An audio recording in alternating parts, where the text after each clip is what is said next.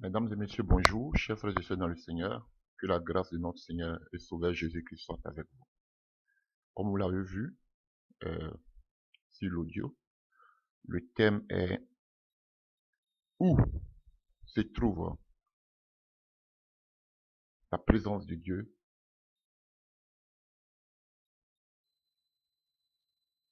Et je dirais comment aussi chercher cette présence de Dieu. Alléluia. C'est un thème vraiment d'actualité dans l'Église.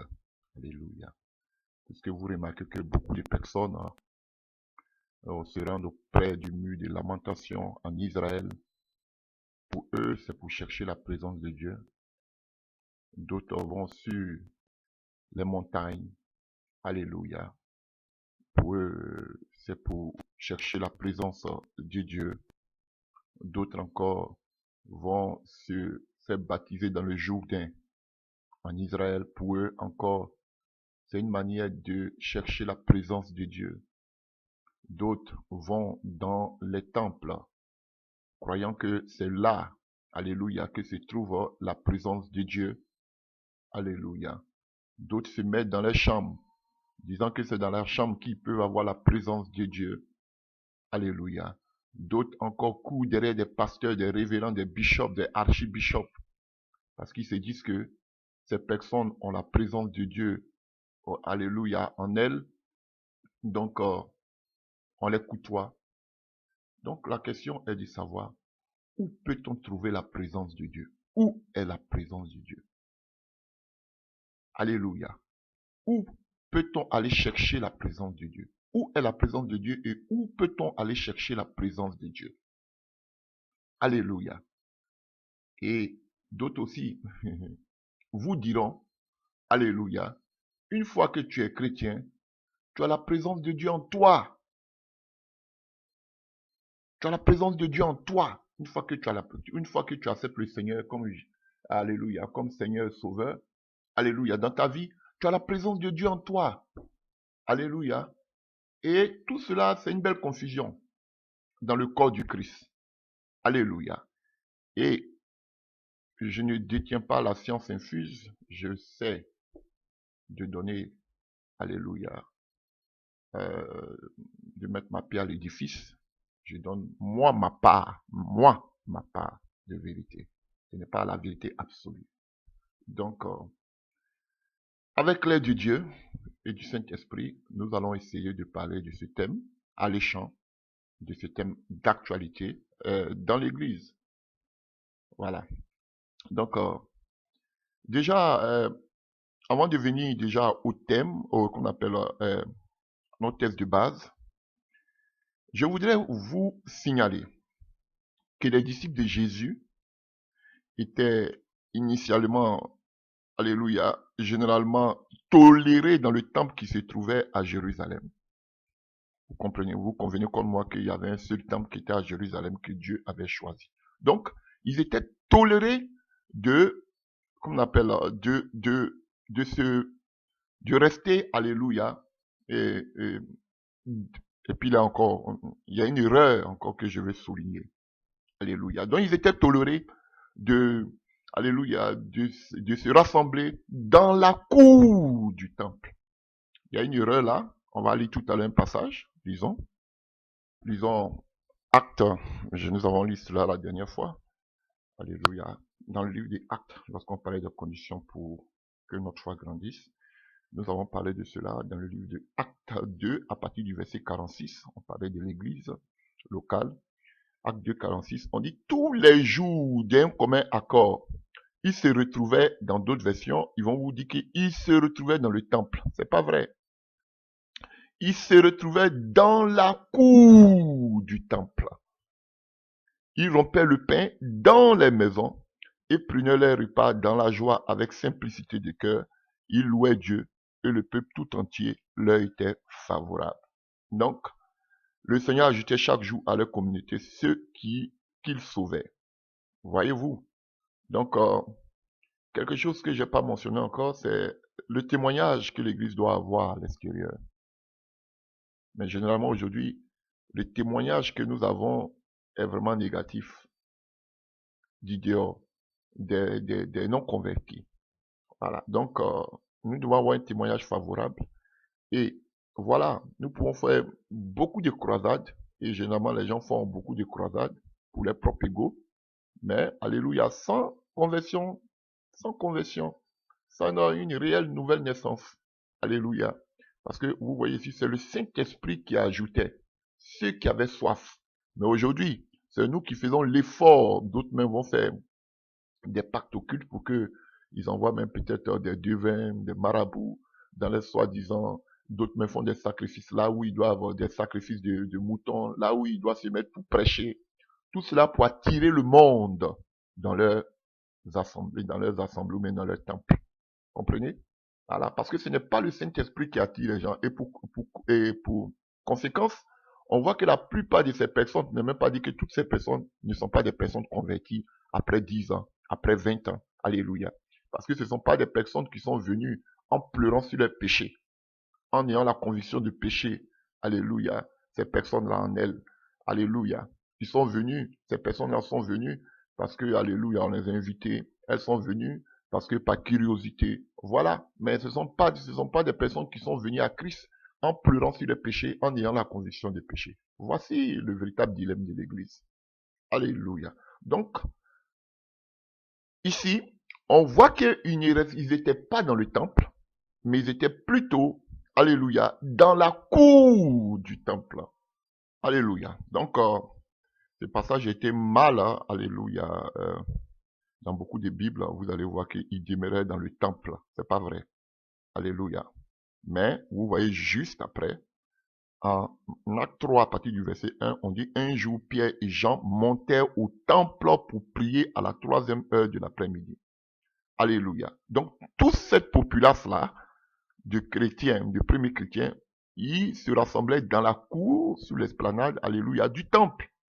C'était pas dans le temple. Mais, on voit que les Pierre et Jean, parce qu'il y a beaucoup au milieu d'eux aussi, beaucoup étaient des juifs, alléluia. Et ce que je veux vous mentionner aussi, c'est que, comme Jésus lui-même, hein, alléluia, les croyants de Jérusalem n'ont pas rompu radicalement avec les pratiques de l'ancienne alliance. Ça, vous pouvez le voir à partir de Acte 3, à partir du verset 3, Acte 5, verset 12 et 20 à 21. Donc, ce sont des gens qui observaient encore la loi, les premiers chrétiens de Jérusalem. Et leur pratique a cessé avec la destruction du temple en l'an 70. Alléluia. Donc, je disais tantôt que l'Église était acceptée. Alléluia. Donc, l'Église était acceptée, alléluia, dans le temple, même dans les synagogues. Vous voyez Jésus lui-même qui prêchait aussi dans les synagogues. Et je vous ai dit que après la destruction du temple, lorsque le peuple d'Israël est revenu, alléluia, déjà même depuis Babylone, ils ont commencé à créer des synagogues et on en a partout dans le monde. Et alléluia. Pour pouvoir lire la Torah et faire des prières, alléluia. Parce que le temple était détruit. Et, alléluia. Donc, alléluia, ils étaient tolérés, alléluia, chers frères et sœurs, dans les temples, on leur permettait, parce que c'était des personnes aussi qui observaient la loi. Alléluia, alléluia, chers frères et sœurs. Mais à un moment, ils ont commencé à être persécutés lorsqu'on voyait tout ce que le Seigneur faisait par eux.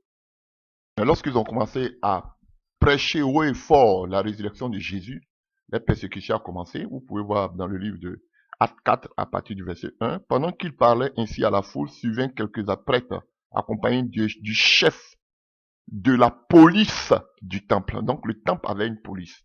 Alléluia. Et des membres du parti des Sadduciens. Ils étaient irrités de voir les apôtres enseigner le peuple et leur annoncer que puisque Jésus était ressuscité, les morts ressusciteront eux aussi. Et ils les arrêtaient donc, et comme il se faisait déjà tard, il les jetait en prison jusqu'au lendemain. Alléluia. Vous avez vu? Donc c'est là qu'a déclenché, alléluia, a commencé, alléluia, la persécution de la première église, chers frères et sœurs, à partir de l'enseignement de Jésus-Christ de Nazareth. Bon, ce que vous devez savoir pour votre connaissance personnelle, le chef de la police du temple, et alléluia, c'était le personnage, chers frères et sœurs, alléluia, le plus important après le grand prêtre. Donc celui qui s'occupait de la sécurité du temple, c'était la personne la plus importante dans le temple, après qu'on appelle la personne du grand prêtre. Alléluia. Et c'est cette personne-là qui est venue arrêter les apôtres, les empêcher, alléluia, de prêcher au nom de Jésus-Christ. Et ce qui a réellement déclenché la persécution de l'église de Jérusalem, chers frères et sœurs, c'est la première déclaration, ou si je peux appeler la première prédication de Stéphanos, ou bien que vous appelez Étienne dans votre Bible. C'est sa déclaration, sa prédication, alléluia, qui a déclenché le courroux, alléluia, de tous ces sadduciens et pharisiens, alléluia. Pourquoi? Parce qu'ils partaient contre les lois de Moïse et surtout contre le temple. Chers frères et sœurs, c'est à partir de là que la persécution, alléluia, des premiers chrétiens au niveau de Jérusalem a réellement déclenché. Alléluia. Et c'est la même chose, c'est la même image aujourd'hui. Chers frères et sœurs, les véritables enfants de Dieu, alléluia, vous allez voir, on va aller jusqu'au bout, seront aujourd'hui aussi persécutés par les propres frères qui se disent des chrétiens à cause des temples. De la même manière que les pharisiens, les sadduciens et autres avaient une considération pour les temples, de telle sorte que ils mettaient même toute une organisation sur place. C'est de la même manière qu'aujourd'hui, les gourous, révérends, pasteurs, bishops, prophètes, aujourd'hui, ne jurent que par les murs de les temples. Vous pouvez voir toute la publicité, toute la communication qui alléluia, et tout ce qui se fait, alléluia, autour de leur temple, de leur lieu de prière. Alléluia, chers frères et sœurs. Et c'est la même image. Et toute personne qui se lèvera contre leur organisation, contre les congrégations, contre les dénominations, alléluia, c'est sûr qu'il sera pris à partie. Et c'est à cela que nous assistons. Alléluia. Donc, mon thème, j'ai fait cette petite introduction pour que vous puissiez comprendre. Donc, mon thème aujourd'hui, comme je vous ai dit tantôt, c'est où se trouve la présence de Dieu, où chercher la présence de Dieu. Alléluia. Donc, je prends mon thème, mon texte de base dans le livre, alléluia, de Actes des Apôtres pour que nous puissions parler un peu de la vie de Stéphane et de ses propos concernant le temple et la loi de Moïse. Et tout à l'heure, je vous ai dit que les apôtres ou les disciples se tenaient tous dans la cour. Alléluia. Et j'ai lu tout à l'heure en Acte 3, verset 1, que Pierre et Jean montaient au temple pour prier. Vous voyez, tout ça, ce n'est pas vrai. Alléluia. Tout ça, ça doit être corrigé. Voilà pourquoi aujourd'hui les gens se basent là-dessus pour dire, voilà, eux-mêmes ils partaient prier dans le temple. Vous voyez, et ça fait un tollé dans l'église. Alléluia, ce n'est pas vrai. C'est pas vrai. Alléluia. Pourquoi je le dis que c'est pas vrai? Vous savez, dans le sentier de Jérusalem, dans le temple de Jérusalem, c'était, alléluia, et le temple était subdivisé en deux parties. En deux parties. Et vous le savez déjà, même depuis l'Ancien Testament, il y avait le lieu saint. Dans le lieu saint, ce sont seulement les prêtres qui pénétraient tous les jours dans le lieu saint. Et la deuxième partie, on avait le lieu très saint, où seul le grand prêtre rentrait une fois par an. Bon, donc maintenant, venez me dire où le peuple maintenant rentrait. Alors, je continue.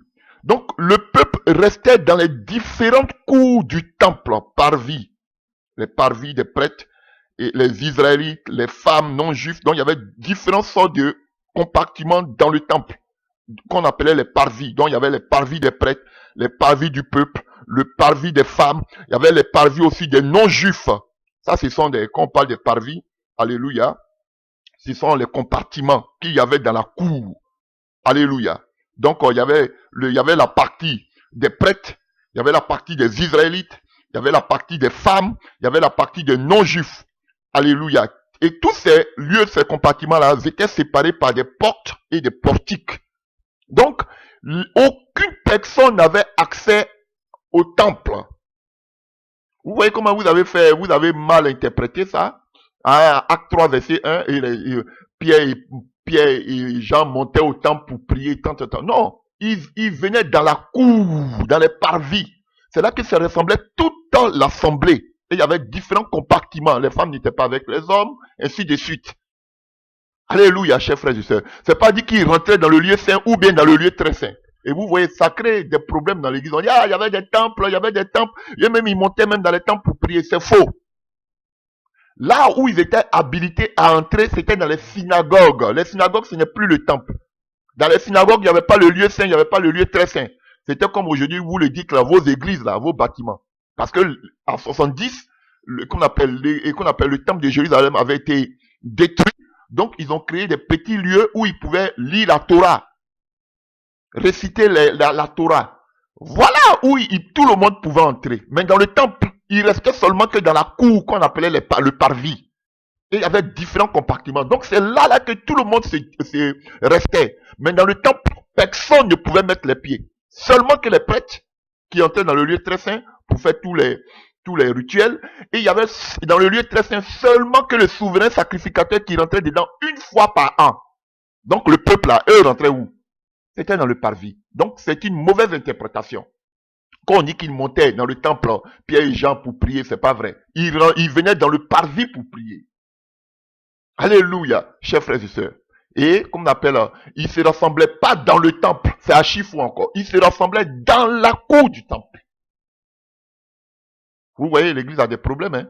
Et d'autres prennent ça comme parole d'évangile pour dire, ah, voilà, eux-mêmes, ils avaient des temples. C'est archi faux. Alléluia.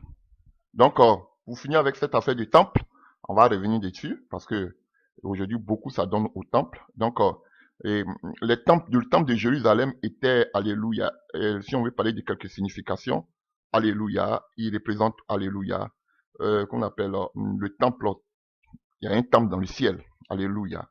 Donc, et puis, il représente aussi la cité de Dieu, selon Apocalypse 21, verset 3 et Apocalypse 21, verset 22. Alléluia. Le temple, il représente le corps du Christ comme étant un temple, en Jean 2, verset 19 à 21. Le temple aussi, il représente, alléluia, qu'on appelle l'église comme étant le temple de Dieu. Alléluia. Chers frères et sœurs, vous pouvez le voir en 1 Corinthiens 6, verset 19. Alléluia. Il représente le corps, il représente l'église. Alléluia. Il représente la communauté. Alléluia. 1 Corinthiens 3, verset 16 à 17. Alléluia. Donc, 2 Corinthiens 6, verset 16. Voilà, quelques passages. Donc, de façon spirituelle, le temple terrestre, ça symbolise le corps de Christ. Ça symbolise la communauté. Ça symbolise l'église, entre guillemets, de façon spirituelle. Alléluia. Donc, revenons à notre texte, comme je l'avais dit, dans le livre des Actes des Apôtres. Nous allons voir un peu, alléluia, la déclaration de, alléluia, de Étienne. Alléluia, chers frères et sœurs. Voyons rapidement qui était Étienne rapidement. Et nous allons voir, nous allons pas lire tout son discours, mais nous allons voir pourquoi, pour quelle raison il était accusé. Et nous allons commencer l'enseignement. Alléluia. Prenons Acte 6, à partir du verset 3. Alléluia. Ça, c'était pour l'élection, alléluia, des diacres. Acte 3, 6, verset 3. C'est pourquoi, frères, choisissez parmi vous 7 hommes réputés dignes de confiance, remplis du Saint-Esprit et de sagesse. Nous les chargerons de ce travail. Cela nous permettra de nous consacrer à la prière ou au service de l'enseignement. Alléluia. Cette proposition convient à tous les disciples. Il élut Étienne, un homme plein de foi et d'Esprit Saint. Alléluia. Et on continue à partir du verset 8 de Acte 6. Étienne était rempli de la grâce. C'est Stéphanos, mais Stéphanos. Alléluia, Stéphanos. Étienne était rempli de la grâce et de la puissance divine et accomplissait de grands prodiges et des signes miraculeux au milieu du peuple. Alors les membres de la synagogue dites des affranchis, ça veut dire que quand on parle de la synagogue dite des affranchis, alléluia, on parle d'esclaves qui avaient été libérés, des anciens esclaves, alléluia, qui avaient été libérés, alléluia. Voilà, ils étaient des descendants des Juifs qui avaient été emmenés en esclavage par, alléluia, en 63 avant Jésus-Christ par le général romain qu'on appelait Pompée. Alléluia, chers frères et sœurs. Donc,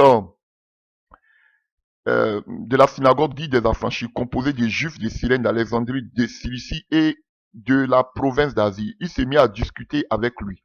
Il commença à parler avec Étienne. mais il se montrait incapable de résister à la sagesse de ces paroles que lui donnait l'Esprit. Là-dessus, il payait les gens pour dire, nous l'avons entendu, ils ont payé de l'argent, pour dire que nous l'avons entendu prononcer des paroles blasphématoires contre Moïse et contre Dieu. Il ameutait ainsi le peuple, les responsables du peuple et les spécialistes de la loi. Survenant à l'improviste, il s'emparait d'Étienne et l'amenait au grand conseil. Là, il fit connaître de faux témoignages, comparaître de faux témoignages ou de faux témoins qui déposaient contre lui. 1. Cet homme que voici dit-il, ne cesse de discourir contre ce lieu saint, c'est-à-dire le temple, et contre la loi de Moïse. En effet, nous l'avons entendu dire que c'est Jésus-Christ de Nazareth détruirait ce lieu et changerait les coutumes que Moïse nous a transmises. Alléluia. Vous comprenez? Tous ceux qui siégeaient au grand conseil avaient les yeux fixés sur Étienne et son visage leur apparut comme celui d'un ange. Alléluia. Voilà. Donc, pour pouvoir incriminer, accuser Étienne, ils étaient obligés d'aller sur deux choses. Ils partaient contre les coutumes de Moïse et contre le lieu très saint, le temple. Voici ce qui a déclenché, parce qu'à partir d'Étienne, a commencé toute la persécution de l'église avec Saul, qui est Paul. À partir de là. Et c'est à partir de là qu'on les a chassés du temple, de la cour du temple. On ne voulait plus. Ils ont commencé à les persécuter à cause d'Étienne. La couronne d'épines. Stéphanos. Et quel alibi ils ont pris? Quelle accusation? Alléluia. Ils ont donné. Le fait qu'ils s'élevaient contre la loi de Moïse et contre leur temple. Vous comprenez? Alors, Étienne va donner un enseignement, alléluia, inspiré par le Saint-Esprit. Il va aller depuis la genèse des choses, depuis les pères, comme eux-mêmes ils le disent, alléluia, les patriarches, jusqu'à arriver aujourd'hui. Et vous allez voir que si vous pouvez lire tout, alléluia, comme on appelle, vous pouvez lire à partir de tout Acte 7, vous allez voir que tout le discours d'Étienne ou de Stéphanos, alléluia, il parlait de la présence de Dieu. Il parlait du lieu où Dieu se manifeste. Il parlait du lieu où Dieu devait répandre sa puissance et sa gloire. Et vous pouvez lire tout le livre des Actes 7, chers frères et sœurs. Et vous allez comprendre pourquoi ils l'ont lapidé. Parce que pour eux, c'était un blasphème. Parce que il disait que Dieu n'était plus dans ces choses faites de main d'homme. Que Dieu ne répandait plus sa puissance. Sa puissance n'était plus dans les temples comme autrefois. C'est fini. Pour cela, il était lapidé à mort. Donc, on ne va pas lire tout Acte 7, mais on va lire peut-être 2 passages où il énumère cela. Lisons un peu Acte 7 à partir du verset, alléluia, 38. Lorsque le peuple était rassemblé au désert, c'est encore lui qui servit d'intermédiaire entre l'ange qui lui parlait sur le mont Sinaï et nos ancêtres. Il parle de Moïse. Il reçut de Dieu les paroles de vie pour nous les transmettre. Nos ancêtres refusaient de lui obéir bien plus. Ils le repoussaient et se laissaient gagner par le désir de retourner en Égypte. Il vient demander à Aaron, fais-nous des dieux qui marchent à notre tête, car c'est Moïse qui nous a fait sortir d'Égypte. Nous ne savons pas ce qu'il est devenu. Ils façonnaient alors un veau. Ils offrirent un sacrifice à cette idole et ils célébraient de joyeuses fêtes à l'honneur de ce qu'ils avaient fabriqué de leurs mains. Dieu se détournait d'eux et les abandonnait à l'idolâtrie et au culte des astres du ciel. C'est bien ce qui est écrit dans le livre des prophètes. Alléluia. Ô peuple d'Israël, quand vous avez offert des victimes et des sacrifices pendant les 40 ans de votre séjour au désert, étaient-ce à moi que vous les avez apportés? Non, vous les avez apportés. Vous les avez portés. La tente de Moloch à l'as de votre Dieu Rapha, ainsi de suite. Vous voyez? Donc, tellement que, et à partir du verset 44, maintenant il dit, au désert, nos ancêtres avaient avec eux la tente qui contenait le traité de l'alliance et que Dieu avait ordonné à Moïse de construire d'après le modèle qu'il lui avait montré. Cette tente a été confiée à la génération suivante de nos ancêtres. Ils l'emmenaient avec eux quand ils conquirent sous la conduite de Josué le pays où se trouvaient les nations que Dieu chassa devant eux. Elle y demeura jusqu'au temps de David. Celui-ci obtient la faveur de Dieu et demanda de pouvoir donner une demeure au Dieu de Jacob. Mais ce fut Salomon qui bâtit le temple. Vous voyez, on passe des tentes, on passe de la montagne ou à la tente jusqu'à maintenant, alléluia, au temple que Dieu a donné l'ordre à David de le faire, mais par son fils. Vous voyez, on arrive. Hein? Celui-ci obtient la faveur de Dieu et demanda de pouvoir donner une demeure au Dieu de Jacob. Mais ce fut Salomon qui bâtit le temple. Cependant, le Dieu très haut, maintenant, après la montagne, après la tente, après le temple, voilà ce qu'il conclut. Cependant, le Dieu très haut n'habite pas dans les édifices construits par des mains humaines. C'est ce que dit le prophète. Mon trône, c'est le ciel, la terre, l'escabeau, où je pose le pied. Quelle est donc la maison que vous me bâtissez, dit le Seigneur, ou quel lieu de repos pourrais-je me servir de demeure? N'est-ce pas moi qui a tout créé cela? À partir du verset 51 de Acte 7. Ô vous, hommes obstinés, qui, comme de véritables incirconcis, gardez votre cœur et vos oreilles fermées, vous résistez toujours à l'Esprit Saint. Vous ressemblez bien à vos ancêtres. Vous voyez, il parle maintenant de l'Esprit Saint. Donc le fait qu'ils étaient dans ces temples, ils résistaient au Saint-Esprit. Pareil, le Saint-Esprit n'habite plus dans ces temples. Y a-t-il un seul prophète que vos ancêtres n'ont pas persécuté? Ils ont tué ceux qui annonçaient la venue du juste. Et vous, maintenant, vous l'avez trahi et assassiné. Oui, vous avez bien reçu la loi de Dieu par l'intermédiaire des anges, mais vous ne l'avez jamais observé. À ces mots, ceux qui siégeaient au grand conseil deviennent fous de rage.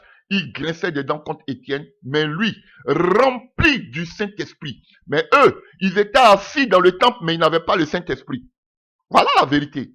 Leva les yeux au ciel et vit la gloire de Dieu. Et Jésus debout à la droite de Dieu. Alors il s'écria, écoutez, je vois le ciel ouvert et le Fils de l'homme debout à la droite de Dieu. À ces mots, il s'est mis à vociférer et à boucher les oreilles d'un même élan.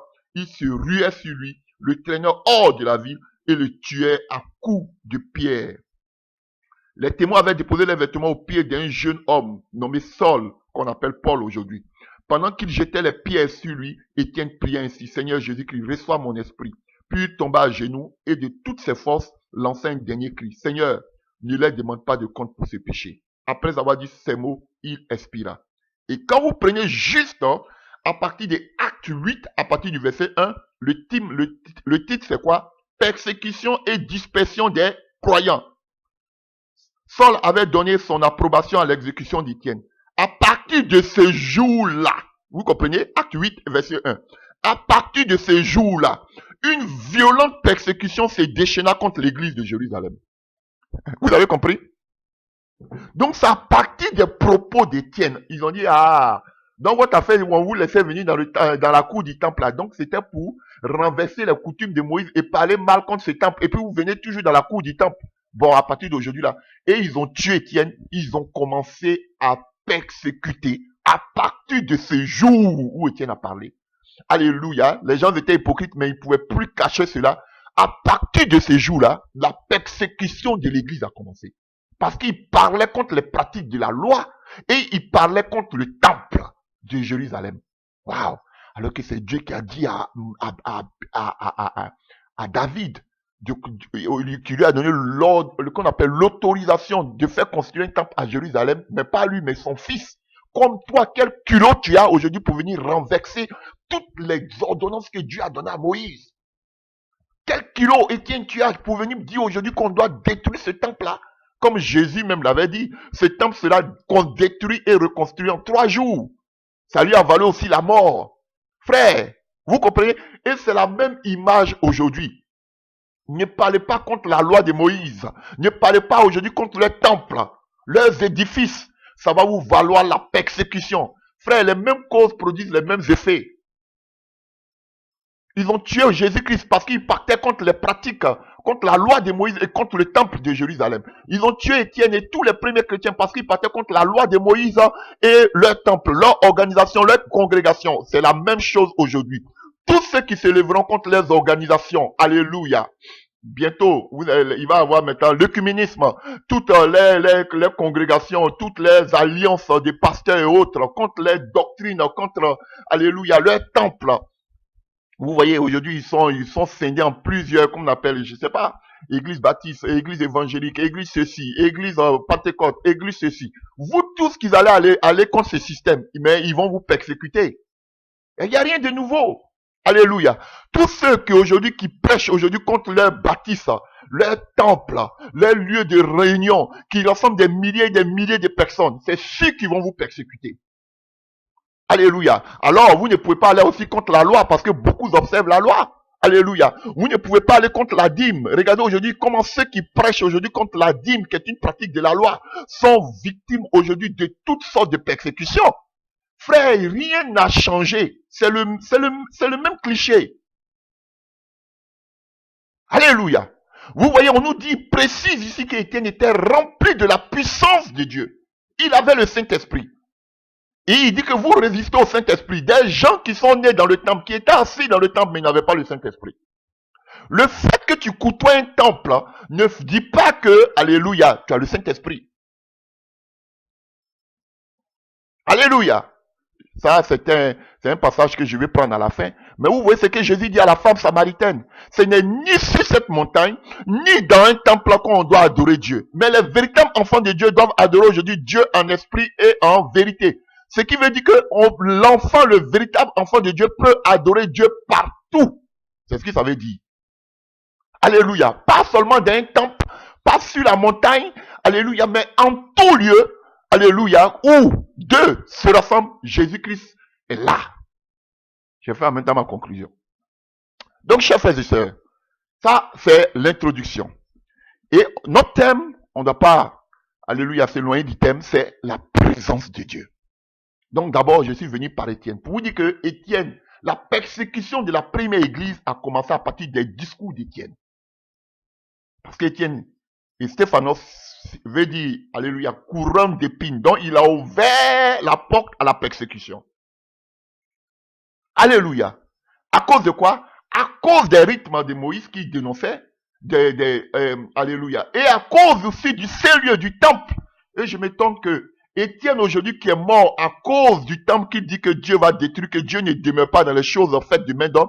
Je me cœur aujourd'hui. Je suis sidéré aujourd'hui de voir des personnes courir pour aller à l'esplanade du temple à Jérusalem, le mur de lamentation. Mais c'est de l'idolâtrie. De la même manière que le peuple d'Israël a amené le veau, ils voulaient forcément une tente à tout prix.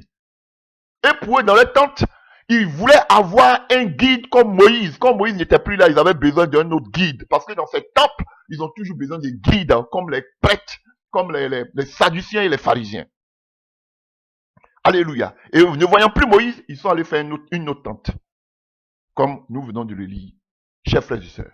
Et dans cette tente, l'Esprit de Dieu n'est plus là, frère. Ishkabot. L'Esprit de Dieu n'est plus là. Et lui-même, il a conclu. Dieu ne siège pas dans des qu'on appelle, dans des édifices, alléluia, construits par les mains humaines. Dieu n'est plus dedans. Ne croyez pas que c'est quand vous allez aller dans un lieu qu'on appelle lieu de prière, que c'est là que Dieu se trouve. Non! Dieu n'est plus dans un lieu, qu'on appelle dans des bâtisses. Vous voyez aujourd'hui toute l'apologie, vous voyez aujourd'hui toute la publicité, vous voyez aujourd'hui toute la communication qui se, alléluia, qui se font, alléluia, que ce soit la communication, tout, vous voyez tout cela, tout ce qui se fait aujourd'hui autour de leur temple. Ils adorent leur temple. Alléluia. C'est devenu pour eux un veau d'or, comme le peuple de Dieu qu'on appelle dans le désert. Comme aujourd'hui les Sadduciens, qui ne juraient, ils étaient organisés, jusqu'à même ils avaient une police du temple. Mais Jésus est venu dans le temple, il a tout renversé. Vous voyez, c'est ça le combat de Jésus et des disciples. Ils ont vu le maître renverser tout ce commerce qui se faisait dans le temple. De la même manière aussi, les disciples ont fait du même. Mais aujourd'hui, pourquoi l'église de la Odyssée ne veut pas faire, ne veut pas emboîter le pas, alléluia, à Jésus-Christ et à la première église? L'église est dans les ténèbres. L'église de Christ, vous dites que l'église de Dieu est triomphante, mon œil. Où est triomphante quand on voit là? L'église triomphante. Montrez-moi où l'église est triomphante. Où l'église est triomphante. L'église aujourd'hui est dans un état, alléluia, quel mot je peux trouver? Je vais trouver un mot qui va vous choquer. Alléluia. D'un état d'agonie. Oui, je vous ai dit, on apprend, on parlait du zèle. L'église doit avoir du courage, du zèle pour se repentir. Je vous dis, à ce niveau où l'église est arrivée là, il faut seulement à l'église la repentance. Comme j'ai pris par la grâce de Dieu, et si l'enfant prodige, le jeune est venu se repentir. Mais vous voulez continuer dans qu'on appelle dans votre égarement, tout en prêchant. Non, ça ne marche pas. Il faut d'abord se débarrasser de tous les insectes qui sont sur nos pieds pour pouvoir marcher.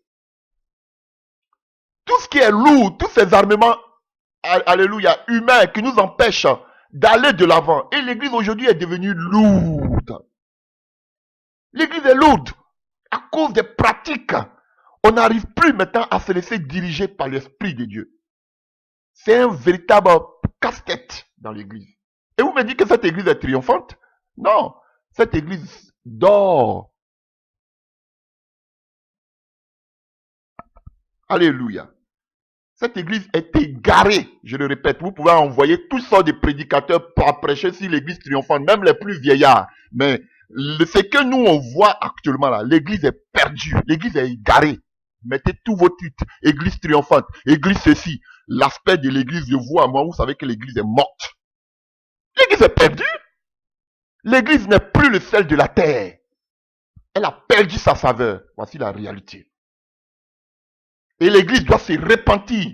La repentance englobe que les mauvaises doctrines doivent être bannies de l'église. Les pratiques occultes, magiques doivent être bannies de l'église. Les pratiques de la loi doivent être bannies de l'église. Voilà. Le péché doit être banni de l'église. Vous ne parlez pas de ce genre de choses, l'église triomphante. Vous venez, vous caressez, vous voyez même ce qui se passe, mais vous faites semblant de ne pas voir. Pourquoi aussi vous qui parlez de l'église triomphante, vous ne dénoncez pas tous les tas qui se passent aujourd'hui dans l'église? Vous êtes des hypocrites. Les jeunes pasteurs et autres sont déjà égarés. C'est à vous, la vieille relève, la vieille qu'on appelle, la vieille école, vous les anciens, alléluia, c'était à vous de ramener de l'ordre. Mais vous êtes pire même que les jeunes. Vous les vieux pasteurs là, vous êtes pire même que les jeunes pasteurs. Donc, un aveugle ne peut pas conduire un aveugle. Vous deux, vous allez tomber dans le trou. Et c'est dans ça nous sommes. Parce que les jeunes aujourd'hui, alléluia, c'est comme la nouvelle génération qui est arrivée après Josué. Ils ne connaissaient pas Dieu. Alléluia.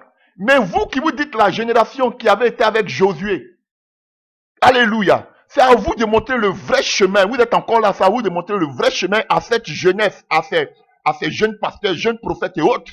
Non, mais vous vous mettez tous ensemble. Et vous voulez que ces jeunes-là vous adorent comme étant des patriarches. Et vous voulez nous dire quoi? Vous-même, les vieux pasteurs, vous êtes aveuglés. La jeunesse est aveuglée. Et vous tous, vous deux, vieillards comme jeunes, vous tous, vous tombez dans le trou. Voilà la réalité que vit l'église. C'est trop, c'est beau de venir donner des thèmes pompeux. L'église triomphante. En quoi l'église est triomphante? Oui, c'est bibliquement, l'église a toujours été triomphante. Mais l'église que nous voyons actuellement là, de façon visuelle avec nos yeux, l'église de la Odyssée, elle n'est pas triomphante. Elle a besoin seulement que de repentance. Et aller sur de nouvelles bases. Ce n'est pas vos grandes prédications qui vont changer quelque chose. Alléluia. C'est comme, alléluia, vous venez, l'eau, je ne sais pas si c'est, qu'on appelle. Vous venez remuer seulement que l'eau. C'est tout. Avant de passer à quelque chose de sérieux, je vais dire cela. Je suis vraiment écœuré et j'ai mal au-dedans de moi. Je coule des larmes. Pourquoi? Parce que au lieu que ces personnes-là, ces chrétiens, ces pasteurs-là, au lieu qu'ils se ressaisissent pour se dire qu'on a gaffé, on a mal fait, on a mal agi, revenir à de bons sentiments, non. C'est pas ce que les anime.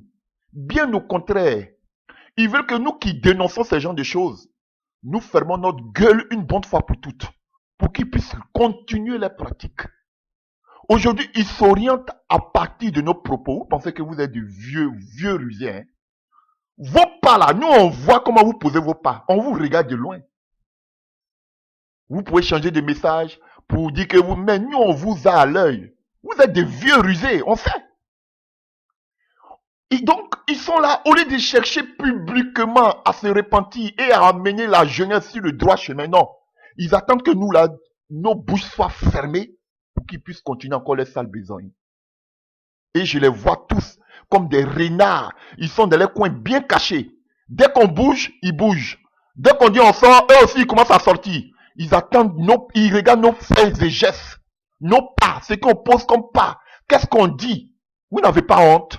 Des pères des familles, des vieillards comme vous. Vous qui avez plus de 30 ans de ministère.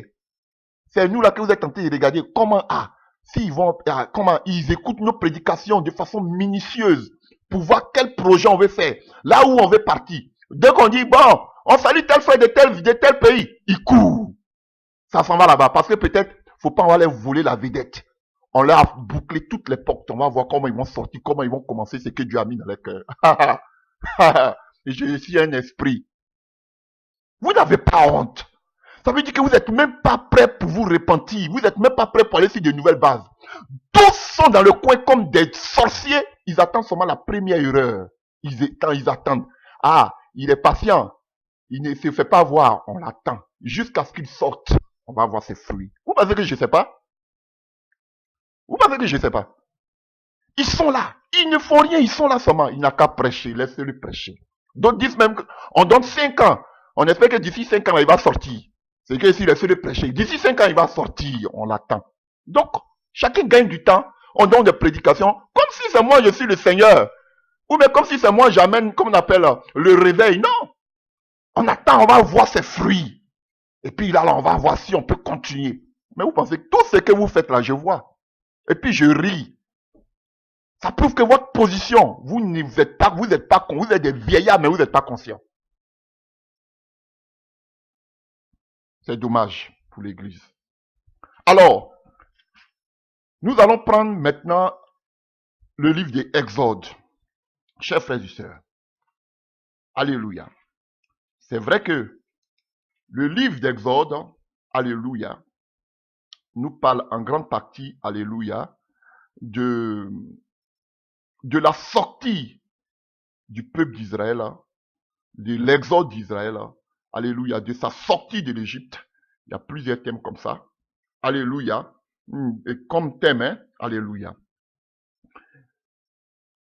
Donc les Israélites qui peuvent sortir de l'Égypte, on voit qu'ils sont chargés de biens, ils sont oppressés, et, alléluia, jusqu'à ils arrivent qu'on appelle au mont Sinaï.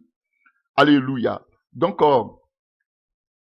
Dieu les enlève, alléluia, les libère de l'esclavage, alléluia, et les montre sa volonté dans le désert. Alléluia. Le peuple d'Israël doit devenir un peuple qui lui appartient. Et Dieu lui donne ses lois. Alléluia. Mais, en dehors de cela, tout ce que vous savez du peuple d'Israël et autres, alléluia, alléluia, toutes les lois que Dieu donne à Israël, tout, au mont Sinaï. Mais, chers frères et sœurs, le thème principal, le thème central, il y a plusieurs sous-termes, mais le thème principal, ou le thème central du livre des Exodes, alléluia, c'est, alléluia, la présence divine. La présence de Dieu. Donc on va partir maintenant depuis le commencement. C'est la présence divine. Le livre d'Exode est le seul livre de la loi. Vous allez voir, Genèse parle du commencement qu'on appelle du peuplement, alléluia, alléluia, qu'on appelle des générations et autres. Vous allez voir que tout cela, alléluia, chaque livre, vous allez prendre le livre de Lévitique, il parle de la sainteté, son thème central c'est la sainteté. Mais le livre de l'Exode, alléluia, parle précisément, le thème central du livre des Exodes, contrairement à ce que Beaucoup disent, on parle de l'exode du peuple d'Israël qui a été enlevé de l'esclavage de l'Égypte à la terre promise. Mais le thème central du livre des Exodes, de Exode, a pour thème la présence divine. Dieu s'est manifesté dans le livre d'Exode sous plusieurs clichés. Alléluia. C'est dans le livre d'Exode que tout a été donné. Parce que Dieu voulait venir maintenant vivre au milieu du peuple. Donc, chers frères et sœurs, on va voir tout cela. Dieu voulait manifester sa présence au milieu de son peuple. Il les a enlevés de l'esclavage. Alléluia. On va voir tout cela, tous ces aspects-là. Qu'est-ce que cela veut dire avec l'accomplissement dans le Nouveau Testament? Je vais vous expliquer. Mais, chers frères et sœurs, maintenant, lorsqu'ils sont sortis de l'Égypte, Dieu veut montrer maintenant sa présence. Il veut se montrer à son peuple. Et, alléluia, on parle de la présence divine, la présence de Dieu au milieu de son peuple. Donc, nous allons voir tout cela. Vous allez voir que beaucoup encore de soi-disant des églises aujourd'hui sont encore dans ce système du livre d'Exode. Alléluia. Donc, dans tout le livre d'Exode, vous allez voir la présence de Dieu qui apparaît. Alléluia. Et nous pouvons voir la première mention de la présence de Dieu dans le livre d'Exode. Vous pouvez voir le chapitre 3 ou chapitre 4 d'Exode. En où Dieu va se manifester pour la première fois lorsqu'il appelle Abraham. Il va manifester sa présence. La présence divine va se manifester dans quoi? Alléluia. Dans le buisson ardent. Alléluia. Vous voyez, la première fois que Dieu se révèle, il montre sa puissance, alléluia, la présence divine se manifeste, c'est dans un buisson ardent. Alléluia. Et vous pouvez lire dans Exode 3 à partir du verset 1, on dit Moïse faisait paître les brebis de son beau-père Jéthro, près de Madian, il mena son troupeau au-delà du désert, au pavillon jusqu'à Horeb, à la montagne de Dieu. Vous voyez, l'ange de l'Éternel lui apparut d'une flamme au milieu d'un buisson. Moïse aperçut un buisson qui était embrasé et qui pourtant ne se consumait pas. Alléluia. Et le mot Horeb ici, la montagne Horeb, signifie désert, désolation. Et c'est un massif montagneux qui est également aussi appelé le Sinaï. Alléluia. Que vous pouvez voir dans la suite du récit. Donc c'est le lieu où Dieu va se révéler à Moïse. Donc c'était sur une montagne d'abord, dans un buisson, avant que Dieu se révèle à Moïse. Bon. Alléluia. Voilà, donc Horeb, alléluia, jusqu'à, bon, la localisation de ces deux montagnes-là reste encore incertaine. On ne sait pas où est, d'autres appellent le Djebel Moussa, mais, alléluia, qui signifie la montagne de Moïse, mais la localisation de Horeb où Moïse allait croiser Dieu, on ne sait pas. Alléluia. Donc ça veut dire désert, désolation. Et c'est dans cette désolation que Dieu vient se révéler à Moïse. C'est-à-dire quoi? La montagne. Alléluia. Chers frères et sœurs. Donc quand Dieu se révèle la première fois à Moïse, c'était sur une montagne. Et vous convenez comme moi aujourd'hui que beaucoup vont chercher Dieu sur une montagne. Alléluia. Cet aspect-là est passé. Comme le disait Étienne. Dieu ne se révèle plus sur une montagne. Vous qui partez chercher Dieu, il y a des pays où on dit qu'on va à la montagne pour chercher Dieu. Dieu n'est plus sur une montagne. Vous voyez, les gens veulent rester encore dans la loi. Tous les livres de Exode parlent de comment Dieu s'est révélé, s'est manifesté à son peuple. Comment il a manifesté sa puissance. Et la première mention de cela, c'est Dieu se révèle à Moïse dans le buisson ardent. Sur la montagne de Horeb. Et qu'est-ce qu'il fait? Encore, on va voir que c'est là que Dieu va révéler aussi son nom. Alléluia. Qui va permettre à Israël d'utiliser ce nom-là. Et on dit qu'il sera le peuple de Yahweh. D'où Yahweh. On parle du tétragramme, les 4 lettres. Yahweh. Bon, avec les voyelles qui ont été ajoutées. Alléluia. Par les masorettes, ces savants juifs. Voilà. Donc, le je suis là, plus tard qui sera le Yahweh, les 4 lettres du tétragramme, YH, WH. Alléluia. Alléluia. Nous, en français, on appelle l'éternel. Ok, on va pas durer là-dessus. Donc, là, Dieu donne aussi son nom à son peuple. Alléluia. Chers frères et sœurs. Encore, le peuple d'Israël est sorti d'Égypte. Alléluia. Dieu va manifester encore, alléluia, sa présence. Il va manifester encore sa présence lors de la conclusion de l'alliance dans le livre du chapitre 19. Alléluia. Il se manifeste au peuple sur le Sinaï lors de la conclusion de l'alliance. Chers frères et sœurs, en Exode 19. C'est la deuxième manifestation de Dieu. Nous pouvons lire rapidement. Exode 19, à partir du verset 10. L'Éternel dit à Moïse, va trouver le peuple et demande-lui d'accomplir aujourd'hui et demain des rites de purification. Alléluia. Et de laver leurs vêtements. Qu'ils se tiennent prêts pour après-demain. Car ce jour-là, je descendrai sur la montagne du Sinaï à la vue de tout le peuple. Tu leur fixeras des limites autour de la montagne et tu leur donneras cet avertissement. Gardez-vous bien de gravir cette montagne et même de vous en approcher.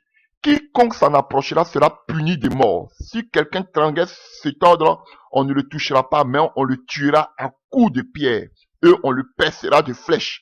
Qu'il s'agisse d'une bête ou d'un homme, il ne restera pas en vie. Alléluia. Donc, c'est seulement lorsque la corne du bélier sonnera que certains monteront sur la montagne. Vous voyez? Donc Dieu aussi voulait, alléluia, se révéler, alléluia, au peuple d'Israël. Il voulait descendre sur, alléluia, sur la montagne. Verset 14, Moïse redescendit de la montagne vers le peuple pour lui faire accomplir les rites de purification. Il lavait aussi leurs vêtements. Puis il a dit, tenez-vous prêts pour après-demain. Abstenez-vous d'ici là de tout rapport sexuel avec votre femme. Le surlendemain, dès le lever du jour, il eut des coups de tonnerre, des éclairs, une épaisse nuée couvrit la montagne et l'on entendit un son de corne très puissant dans le camp. Tout le peuple se mit à trembler de peur. Moïse fit sortir tout le peuple, tout le monde du camp à la rencontre de Dieu. Il se tient au pied de la montagne. Le mont Sinaï était entièrement enveloppé de fumée parce que l'Éternel était descendu là, au milieu du feu. Vous avez compris? Et la fumée s'élevait contre celle d'une fournaise. Toute la montagne était secouée d'un violent tremblement de terre. Le son du corps allait et s'amplifiait, s'amplifiant énormément. Moïse parla et Dieu lui répondait dans le tonnerre. L'Éternel était descendu sur la montagne du mont Sinaï et appela Moïse et il monta. Vous comprenez? Après le buisson Adam, maintenant on voit Dieu qui descend. Buisson Adam, c'était le feu. Ici maintenant on voit encore d'autres choses qui s'ajoutent. Coups de tonnerre, éclairs, épaisse nuée. Vous voyez comment Dieu se manifestait? Dans tout le livre d'Exode, on parle seulement de la présence de Dieu. Comment Dieu devait descendre au milieu de son peuple. Pour ça, Dieu voulait habiter au milieu de son peuple. Mais regardez comment il venait habiter au milieu de son peuple. Comment c'était difficile de pouvoir s'approcher de ce Dieu-là. Alléluia. Chers frères et sœurs, nous continuons. Et nous voyons que lorsque la cérémonie a été achevée, Dieu a permis que les responsables du peuple puissent accéder à la présence de Dieu. Nous allons le lire. Donc d'abord, Dieu se révèle à Moïse. Maintenant, Dieu veut se révéler aussi au peuple d'Israël. Après le peuple d'Israël, maintenant, il veut que maintenant ceux qui sont les dirigeants, les responsables du peuple aussi, puissent venir bénéficier aussi de sa présence. Donc Dieu s'est révélé à Moïse, il se révèle au peuple et il veut maintenant qu'aussi les responsables du peuple aussi puissent, alléluia, expérimenter cette présence. Allons-y en Exode 24. Exode 24. À partir du verset 9 à 10. Ensuite, Moïse gravit la montagne avec Aaron, Nabad, Abiou et les 70 responsables d'Israël. Il vit le Dieu d'Israël. Sous ses pieds s'étendait comme une plateforme de saphir, ayant la pureté du ciel. L'Éternel n'étendit pas la main sur les notables des Israélites. Il contemplait Dieu, puis il mangeait et but. Vous avez vu? Donc, l'Éternel dit à Moïse, monte vers moi sur la montagne et tiens-toi là. Je te donnerai les tables de pierre sur lesquelles j'ai transmis la loi et les commandements pour que tu les enseignes au peuple.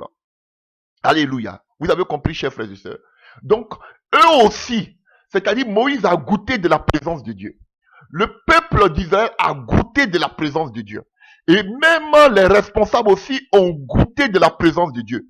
Dieu n'a pas fait, alléluia, Dieu n'a pas mis, il n'a pas fait exception des personnes. Même les animaux devaient se sanctifier. Même, alléluia, même les animaux aussi ont goûté de la présence de Dieu. Du temps dans le désert. Tous, personne n'a été épargné de la présence de Dieu. Et tous ont vu la nuée, et tous ont vu le tonnerre, et tous ont vu les éclairs. Alléluia. Et tous attendaient la voix. Alléluia. Chers frères et sœurs, ils ont tous goûté à la présence de Dieu. Que ce soit Moïse, qui était appelé de Dieu, que ce soit le peuple, que ce soit les responsables. Déjà, c'est une image. Pourquoi vous dites aujourd'hui, il y a certaines personnes qui doivent recevoir le Saint-Esprit, il y a certaines personnes qui ne doivent pas recevoir le Saint-Esprit. Le peuple d'Israël même qui était un peuple au cou raide, et tous, ils ont goûté à la gloire céleste. Alléluia. Continuons. Frère, je ne sais pas pourquoi aujourd'hui les gens disent ils veulent prêcher la parole. On veut venir à la sanctification. On veut prêcher la sanctification. On veut prêcher le retour à la parole. On veut parler de la parole de Dieu. On veut parler de ceci. On veut parler du retour de Dieu, de Jésus-Christ de Nazareth. Et ils négligent la présence de Dieu. Mais c'est la sorcellerie. Parce que le but premier de Dieu, dans toute la Bible, c'est de venir se manifester au milieu de son peuple. C'est vrai qu'il y a les faux prophètes, il y a la magie. Mais le véritable peuple de Dieu, il doit savoir que le but premier de Dieu, il voulait venir habiter au milieu du peuple de Dieu. Avec son peuple. C'était le but de Dieu. Voilà pourquoi Jésus a pris une chair pour venir encore au milieu du peuple. Voilà pourquoi il était toujours au milieu de son peuple. Voilà même pourquoi Dieu, quand il a créé les premiers humains, Adam et Ève, Dieu venait encore au milieu de Adam, au milieu du jardin. Alléluia. Pourquoi Dieu n'a pas mis l'arbre de la connaissance du bien et du mal? Pourquoi il n'a pas mis loin? Mais il a mis au milieu du jardin, là où vivaient qui? Adam et Ève. Et là, la voix de Dieu se faisait entendre. Le but de Dieu, c'était toujours de se révéler, de dire qui il est à son peuple. Donc vous ne pouvez pas dire que vous servez Dieu et que vous négligez la présence de Dieu. Donc vous n'avez rien compris même de la Bible. Parce que le but premier de Dieu, c'est de nous, il veut se faire connaître à nous de par sa présence. Il veut que nous le connaissions. Voilà pourquoi je dis, vous adorez quelque chose que vous ne connaissez pas. Aujourd'hui, beaucoup de soi-disant chrétiens adorent quelqu'un, adorent un Dieu qu'ils ne connaissent même pas. Quand vous dites les gens, restez dans la parole, et puis ils ne connaissent même pas ce Dieu même qui est dans la parole. Pour connaître ce Dieu-là, il faut connaître la présence, expérimenter la présence de ce Dieu. Ce qui était toujours le but de Dieu, il voulait toujours descendre au milieu de son peuple. Alléluia. Voilà pourquoi vous allez voir la présence de Dieu même intervient même dans la loi que Dieu donne à Moïse. Il a donné des lois et puis il dit, moi-même je dois être au milieu de vous. Donc qu'est-ce qu'il dit à Moïse? Allons-y dans le livre d'Exode 20. Vous allez voir, à partir du verset 22. La loi sur les autels pour l'Éternel. L'Éternel dit à Moïse, voici ce que tu diras aux Israélites. Écoutez, vous avez vu comme je vous ai parlé du haut du ciel. Vous voyez, il dit ça aux Israélites. Donc Dieu a parlé aux Israélites. Il va expérimenter aussi la voix de Dieu. Mais toi qui te dis chrétien, as-tu expérimenté un jour la voix de Dieu, entendre la voix de Dieu? Le peuple d'Israël que vous disiez, mais le peuple d'Israël, vraiment, ils étaient hypocrites. Eux, ils ont entendu la voix de Dieu. Toi qui te dis chrétien, tu as une fois entendu la voix de Dieu? Non. Voilà. Et vous faites des prédications, des points en fini. Les gens ne connaissent pas Dieu. Parce qu'ils n'ont jamais entendu la voix de Dieu. Vous ne m'associerez à aucune divinité. Et vous allez voir que ce qui a éteint la présence de Dieu au milieu du peuple d'Israël, c'est le veau d'or. Dieu l'a dit ici, vous n'associerez aucune divinité. Vous ne me fabriquerez aucune idole en argent ou en or. Vous construirez pour moi, pour qui? Pour Dieu, un autel en terre, sous lequel vous offrirez des holocaustes et vos sacrifices de communion, votre petit et votre gros bétail, en tout lieu où je rappellerai mon souvenir.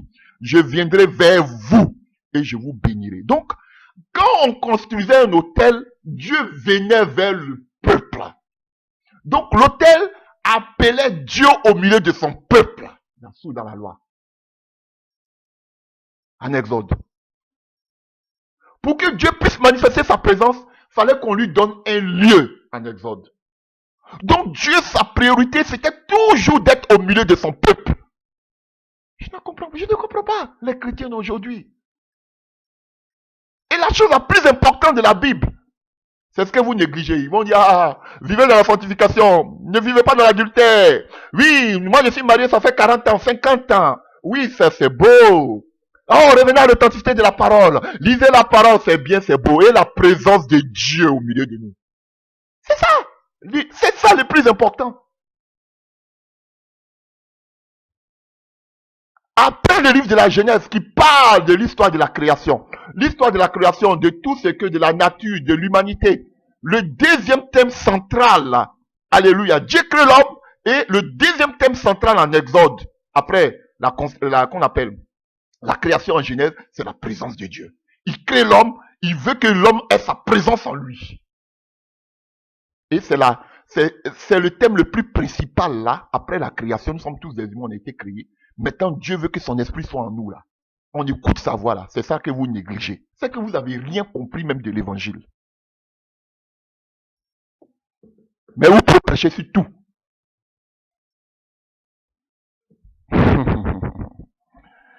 Si vous me construisez un hôtel en pierre, vous ne le bâtirez pas en pierre taillée. Car en taillant les pierres au ciseau, vous les profanerez. Vous ne construirez pas d'hôtel auquel on monte par les marches, pour ne pas exposer au regard la nudité de ceux qui y monteront. Ainsi de suite. Vous voyez? Donc, dans les lois là, dans les commandements là, Dieu a donné aussi une loi. Ça c'est Exode 20, hein? Vous allez voir. Si on prend même Exode 20 à partir du verset 1, alors Dieu prononça toutes les paroles. Je suis l'Éternel ton Dieu qui t'a fait sortir d'Égypte, ce pays où tu étais esclave. Tu n'auras pas d'autre Dieu que moi. C'est la première mention. Mais aujourd'hui, vous avez amené Baal, vous avez amené le veau d'or dans l'église. Ça fait partie de la présence de Dieu. Tu ne te feras pas d'idole, ni de représentation quelconque de ce qui se trouve dans le ciel et ici-bas, ainsi de suite. Vous avez amené des veaux d'or. La fécondité, la prospérité, la magie. Vous avez envoyé tous ces veaux d'or, des divinités étrangères dans la présence de Dieu, dans la maison de Dieu. Voilà pourquoi la présence de Dieu est partie. L'Esprit de Dieu n'est plus dans vos temples. Bâtissez-les, mettez de belles peintures, mettez de belles images. Tout ça, là, ce sont des salles de cinéma. Jésus n'est plus dans vos temples. L'Esprit de Dieu aussi n'est plus dans vos temples. Parce que c'était la seule chose qui pouvait faire fuir la présence de Dieu. Voilà pourquoi Dieu ne faisait que les rappeler. Mais ça n'a même pas duré. Moïse n'était plus là. Ils ont adoré le veau d'or. À part la montagne, le temple, la tente, tout ce qu'il devait faire, un lieu qu'il devait construire pour Dieu, tout. Maintenant, qu'est-ce que Dieu fait encore? Dieu envoie maintenant l'ange qui était porteur de la présence divine. Alléluia. Qui a accompagné les Israélites lors de la conquête au pays promis. Alléluia. Chers frères et sœurs. Donc, il a envoyé encore un ange qui était avec eux, qui combattait pour eux. Fallait qu'il y ait la présence de Dieu au milieu du peuple. Alléluia, chers frères et sœurs. Il a mis son ange au milieu du peuple. Et Dieu ne s'est pas arrêté là. Il s'est révélé dans les montagnes, il s'est révélé dans le buisson Adam, il s'est révélé dans la... C'est pas fini, mais il continue. Maintenant, il met encore son ange encore qui porte la présence de Dieu au milieu du peuple d'Israël. Il ne devait pas être sans la présence de Dieu. C'est pas possible. Durant tout le parcours d'Israël, il avait toujours la présence de Dieu au milieu d'eux. Vous allez voir. Maintenant, à part cela, maintenant qu'est-ce qu'il fait? Alléluia. Dieu va manifester encore sa présence par la nuée qui a guidé la marche du peuple d'Israël. Alléluia, chers frères et sœurs. Par la nuée. Alléluia. Et, chers frères et sœurs, quand la nuée se déplaçait, le peuple de Dieu se déplaçait. Vous comprenez? quand la présence de Dieu se déplaçait, le peuple de Dieu aussi se déplaçait.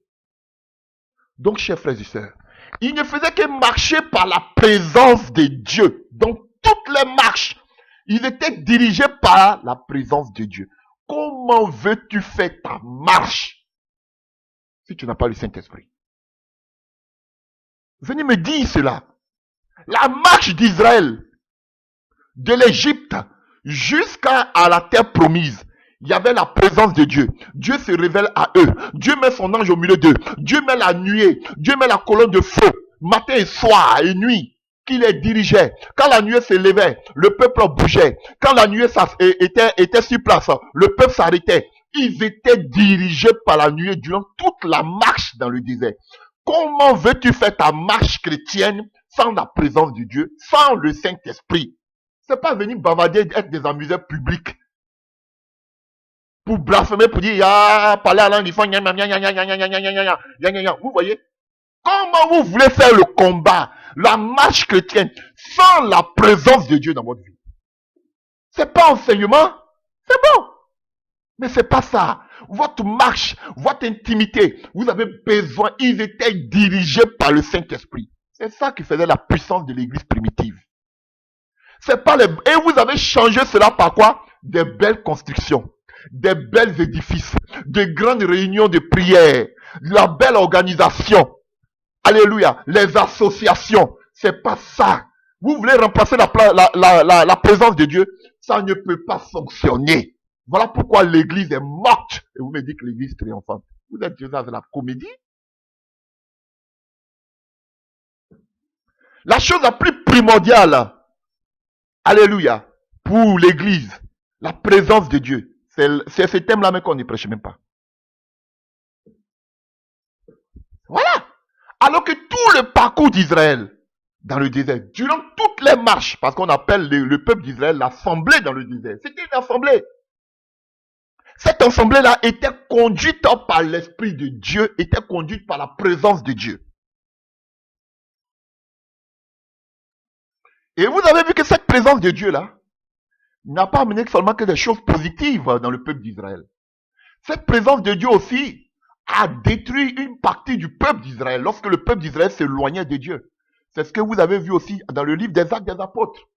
L'Esprit de Dieu qui était venu pour remplir les apôtres, c'est le même Esprit aussi qui a frappé Ananias et Saphira. Vous enseignez mal la présence de Dieu. La présence de Dieu peut te faire du bien comme elle aussi, elle peut te faire du mal. C'est ça qui est la vérité. Parce que la présence de Dieu ne supporte pas le péché. La présence de Dieu ne supporte pas la rébellion. Donc comment vous pouvez être dans la magie et le Saint-Esprit a qu'à vous caresser et vous maintenant vous dites l'amour de Dieu. L'amour de Dieu consiste à dire la vérité biblique. Ah oui. Vous amenez un veau d'or dans vos églises. C'est sûr que la présence de Dieu est partie. Ils savent qu'ils ont amené des veaux d'or. Voilà pourquoi ils vont vous dire que on est sauvé. On est sauvé. C'est fini, on est sauvé. Laissez, vous avez la présence de Dieu en vous. C'est fait, c'est fini, c'est fait. Alléluia. Mais on a vu que quand la présence de Dieu se manifesta qu'on appelle au milieu du peuple d'Israël, il y avait des manifestations qu'on voyait. On voyait les éclairs, on voyait le tonnerre, on voyait la nuée. Même le peuple d'Israël a vu. Mais vous dites que vous avez la présence de Dieu en vous, mais on ne voit rien. L'église de la première église, alléluia, à Jérusalem, la présence de Dieu est descendue. Vous avez vu, c'était encore dans la chambre haute, dans un endroit. Et quand la puissance de Dieu est descendue sur eux là, on a vu des manifestations. Les malades étaient guéris, les paralytiques marchaient, qu'on appelle les possédés étaient libérés. Voici la présence de Dieu. Mais on ne voit plus aujourd'hui. Vous avez donné toute la gloire aux faux prophètes. On va vous dire non, il y a trop de faux prophètes. Concentrez-nous seulement sur la parole. Concentrez-nous seulement sur la sanctification. C'est quoi ça? Ah, c'est une église vaincue. La sanctification est très bonne. La parole est très bonne. Mais c'est pas tout. Alléluia. Avant que Dieu donne sa loi à Moïse, il a d'abord manifesté sa puissance d'abord. Il s'est révélé d'abord. Non seulement à Moïse. Il s'est révélé d'abord au peuple d'Israël. Il s'est révélé maintenant aux responsables. Et maintenant, il appelait Moïse. Il dit, Moïse, maintenant, ils ont vu ma puissance. Ils savent que je suis un Dieu vivant. Maintenant, monte sur la montagne. Viens, je vais te donner la loi.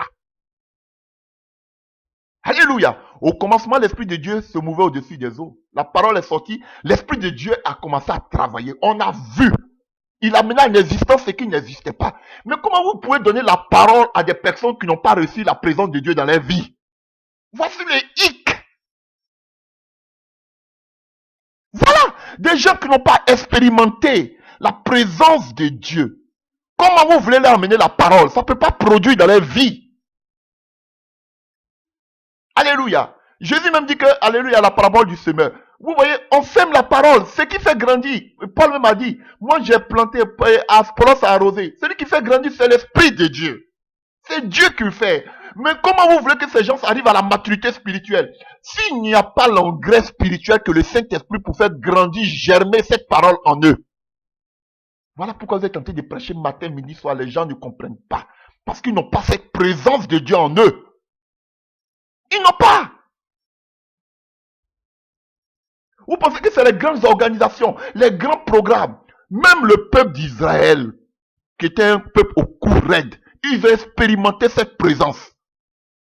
Ils ont compris la parole de Moïse. La seule chose qui les a fait dérouter, c'était, il y avait deux choses. Vous n'avez même pas dit une chose. C'était d'abord le ramassis qu'ils ont envoyé, c'est-à-dire, alléluia, des gens même qui n'étaient même pas des Israélites, qui ont été amenés au milieu des Égyptiens. Ont amené le péché au milieu du peuple. Et comme Dieu les avait défendus, ils ont fait le veau d'or. Ça a envoyé la mort, les murmures. Ces gens ont poussé le peuple à murmurer. Ça a tué la présence. Sinon, le peuple d'Israël a goûté de la présence de Dieu. Maintenant, ils pouvaient accepter la parole. Voilà. Vous voulez que le peuple, parole, parole, parole, parole, parole, mais ils sont toujours morts spirituellement. Ils sont morts spirituellement comme eux-mêmes les dirigeants, les pasteurs. Voilà la réalité. Alléluia. Voilà, c'est vrai que Dieu l'a dit, sanctifiez-vous pour vous approcher de la montagne. Oui, il y a la sanctification. Et après la sanctification, on passe à quoi? On passe à quoi? On a la parole, ça fait 20 ans, on a la parole révélée. D'autres, vous pouvez appeler ce qui, d'autres vont dire que c'est nous qui avons la parole authentique. On a la parole, oui. Et puis vous êtes mort spirituellement. Lisons. Exode 13, à partir du verset 20. Les Israélites partirent de Sukkot. Ils campaient à Étam, en bordure du désert. L'Éternel marcha à leur tête le jour d'une colonne de nuée pour leur montrer le chemin, et la nuit d'une colonne de feu pour les éclairer, afin qu'ils puissent marcher de jour et de nuit. La colonne de nuée ou la colonne de feu se trouvait en permanence à la tête du peuple. En permanence. Donc, à la tête du peuple là-haut. Chers frères et sœurs, ce n'est pas le bishop qui doit être à la tête du peuple. Ce n'est pas vos révérends ou vos enseignements. Non, c'est Jésus-Christ, c'est Dieu par sa présence. Alléluia. On ne doit pas avoir la présence de Dieu un moment et on dit l'Esprit de Dieu était là en permanence. C'est ça qui faisait le succès de l'église primitive. Le Saint-Esprit était au milieu d'eux en permanence. Vous voulez voir, je dis pourquoi l'église a échoué? Parce qu'on a négligé même la chose même fondamentale, l'Esprit de Dieu. Et c'est ce que même l'ennemi combat le plus. Ah, laissez-les dans la parole. Parlez-les de sanctification. Mais dormez, dormez, dormez, dormez. Ils vont venir dire, moi j'ai 50 ans de mariage, 40 ans de mariage, mais ils sont morts spirituellement. Ils sont morts spirituellement. Alléluia. Je vis dans la sainteté. Je n'ai pas trompé ma femme, je n'ai pas trompé mon mari, mais je dors, je suis mort spirituellement. Oui, j'ai la parole authentique. Je suis revenu à l'authenticité de la parole. Mais vous dormez, vous dormez, vous dormez. Parce que la présence de Dieu n'est pas là. Chers frères et sœurs, on a vu que la première partie, en ce qui concerne la présence divine, au milieu du peuple, Dieu avait demandé, alléluia, il avait parlé de lieux, alléluia, de bâtir des lieux, des hôtels. Il avait parlé des hôtels où Dieu pouvait aller se manifester. La deuxième partie, on a vu que c'était la présence de Dieu qui se manifestait par la colonne et par la nuée pour diriger le peuple d'Israël durant tous les parcours, alléluia, alléluia, dans le désert. Dieu donc manifeste sa présence par la nuée qui a guidé la marche du peuple. Alléluia. Alléluia. Et on voit que, et on va voir que Dieu aussi, il va de façon spéciale, il va se tenir en présence de Moïse. Alléluia. Et dans la troisième partie, parlant de la présence de Dieu, alléluia, c'est le, qu'on appelle, c'est le, qu'on appelle, c'est concernant la fabrication du tabernacle. Alléluia. Et vous allez voir que, alléluia, le thème de la présence divine avec Israël est qu'on appelle, comme je disais tout à l'heure, est le thème central même. Donc, le tabernacle va représenter la demeure de Dieu. Alléluia. Et au milieu du peuple d'Israël. Vous avez vu? Donc, Dieu lui-même va venir maintenant habiter. Donc, le projet de Dieu, le projet divin de Dieu, c'était d'habiter au milieu de son peuple. Alléluia. Alléluia. Donc, on peut le voir. C'est ça même qui est le but de l'alliance. Alléluia. Dieu, alléluia, précédemment, on a vu que Dieu se révélait à son peuple de façon épisodique ou bien, alléluia, périodique. Mais maintenant, qu'est-ce que Dieu voulait faire? Alléluia. Il voulait maintenant prolonger sa présence de façon permanente au milieu du peuple de Dieu. Alléluia. Il se révélait au milieu du peuple, il se révélait au peuple, alléluia, par des manifestations sur la montagne, à Moïse, par la colonne de feu. Mais Dieu dit maintenant, faites-moi un tabernacle. Moi-même, je vais venir descendre au milieu de vous. Et tous les jours, je vais marcher au milieu de vous. Au milieu de vous-même, je vais être là par le tabernacle. Vous avez vu? C'est le but central. C'est le but divin de Dieu. Être au milieu de son peuple. Et ça là, vous ne prêchez pas. C'est ça le but de Dieu. Il voulait être au milieu du peuple d'Israël. Il dit, je me suis révélé à vous. Montagne, puissance, éclair, tonnerre, tout ça, vous avez vu. La nuée, et l'ange qui venait, qui combattait pour vous, la nuée, qu'on appelle la colonne de feu maintenant là. Ça, c'était périodique. Matin et soir. Mais maintenant, même à midi, même, je vais être au milieu de vous. À 11h, à 10h, à 20h, à minuit, je vais être au milieu de vous. Pour cela, vous devez me bâtir un tabernacle. Je suis constamment et permanent au milieu de vous. Voici le but divin de Dieu. Habiter au milieu de son peuple. Voilà. Et le but principal de Dieu, c'est ce que vous ne prêchez pas. C'est ce que vous n'enseignez pas. Voilà. Et c'est ce que vous négligez. C'est un coup du diable. Vous croyez plus spirituel. Oh, c'est fait. On a le Saint-Esprit, c'est fait. Donné. Voilà. Mais les fruits qui accompagnent quand on a la présence de Dieu. Voilà, frère. Pour montrer que c'était le but de Dieu, d'habiter au milieu de son peuple, nous prenons Exode 25 à partir du verset 8. Le peuple, Exode 25 à partir du verset 8, le peuple me fabriquera un sanctuaire pour que j'habite au milieu de lui. Je te montrerai le modèle du tabernacle et de tous les ustensiles qu'il contiendra, et vous exécuterez tout exactement selon ce modèle. Donc, alléluia. Dieu, son premier désir, c'est d'habiter au milieu du peuple. Donc, le tabernacle, quand on fabriquait là, c'était pour que sa présence soit là constamment, pour qu'il puisse habiter au milieu du peuple. Ça, c'était la loi. Ça, c'était sous la loi. Pourquoi vous négligez la présence de Dieu? Donc, vous allez voir que le chapitre, à partir du chapitre 25 d'Exode, on parle maintenant de la construction du tabernacle. Mais ce qui va venir compromettre la présence de Dieu, alléluia, au milieu du peuple d'Israël, c'est au chapitre 32, vous allez voir que c'est la faute du veau d'or. Alléluia, qui va venir compromettre. Et on voit que l'Éternel menace de retirer au peuple sa présence. Dieu ne veut plus rester au milieu du peuple d'Israël parce qu'ils sont allés adorer le veau d'or. Alléluia. Donc il va enlever sa présence. Et on voit qu'il faut que Moïse intercède. Alléluia. Donc Moïse a intercédé pour que Dieu conserve quand même sa présence à Israël. Vous pouvez voir. Il va dire, ne nous enlève pas ta présence. C'était... Oh, moi je ne comprends pas les gens quoi. C'est ça Moïse. Moïse intercède. Il dit, pardon. Ne nous enlève pas ta présence. Accompagne-nous dans le pays promis. Alléluia. C'était ça l'intercession de Moïse. Il ne demandait pas pardon, oh ils ont péché, oui, mais l'intercession de Moïse, c'était pour ne pas que Dieu leur lève sa présence. Combien de fois était importante la présence de Dieu? Mais aujourd'hui, ce n'est pas vous votre problème. Moïse, dont vous parlez toujours là, Moïse pleurait pour ne pas que Dieu enlève sa présence du milieu du peuple d'Israël. Vous voyez, vous pouvez voir ça dans le livre de Exode 33, à partir du verset 12. Moïse dit à l'Éternel, écoute, tu me demandes de conduire ce peuple, mais tu ne me fais pas connaître qui tu enverras pour m'accompagner. Pourtant, tu m'avais dit, j'étais choisi personnellement, et tu jouis de ma faveur. Eh bien, si réellement j'ai obtenu ta faveur, veuille me révéler tes intentions, et fais-toi connaître à moi. Alors j'aurai vraiment ta faveur. Et puis, considère aussi que cette nation-là, c'est ton peuple. Dieu répondit, je marcherai moi-même avec toi et je te donnerai une existence paisible. Moïse reprit, ok, si tu viens pas avec moi, si tu viens pas toi-même avec nous, ne nous fais pas quitter ce lieu. À quoi reconnaîtrons que j'ai obtenu ta faveur pour moi et pour ton peuple?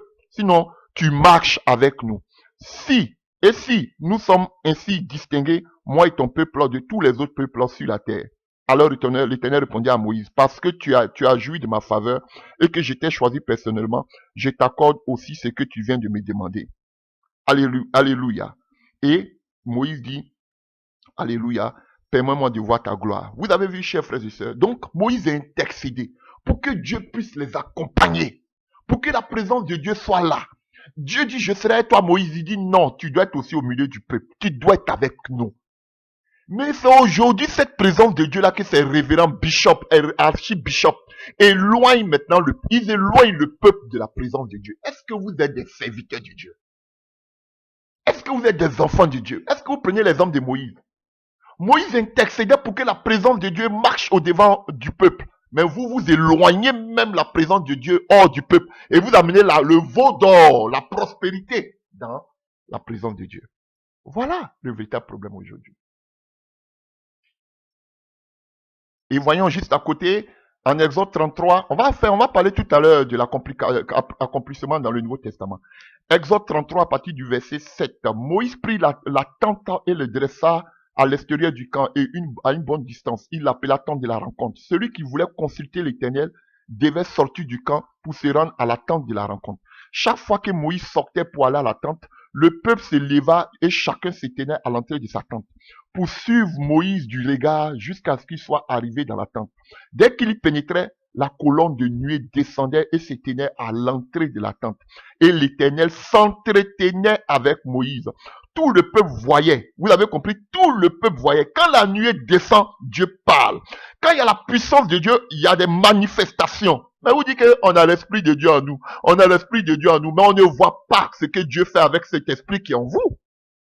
Vous dites ça pour vous consoler? Alléluia. Et l'Éternel s'entretenait avec Moïse. On entend la voix de Dieu. Tout le peuple voyait la colonne de nuée. Tout le monde voyait la puissance de Dieu. Comme avec l'église, la première église. On voyait la puissance de Dieu qui se manifestait, les délivrances, les guérisons. Voilà la réalité. Tout le peuple voyait la colonne. On n'a pas dit seulement, c'est ça les révérends, les bishops qui voyaient. Tout le peuple voyait la colonne de nuée se tenir à l'entrée de la tente. Et le peuple tout entier s'éleva et se prosterna, chacun à l'entrée de sa tente. L'Éternel s'entretena avec Moïse directement comme un homme parle avec un ami. C'est l'intimité. Puis Moïse regagnait le camp, mais son jeune assistant Josué, fils de Nun, restait dans la tente. Donc Josué, lui, restait toujours dans la présence de Dieu là-bas. Voilà pourquoi il a pu vaincre. Il était toujours dans la présence de Dieu. Voilà. Donc, c'est pas à Dieu, c'est pas à Josué que Dieu a donné les tables, c'est à Moïse. Mais Josué a pu conquérir la terre promise parce qu'il était toujours dans la présence de Dieu. Lui restait dans la tente. Moïse sortait pour aller vers le peuple, mais lui, il était toujours, il était un guerrier façonné par le Saint-Esprit.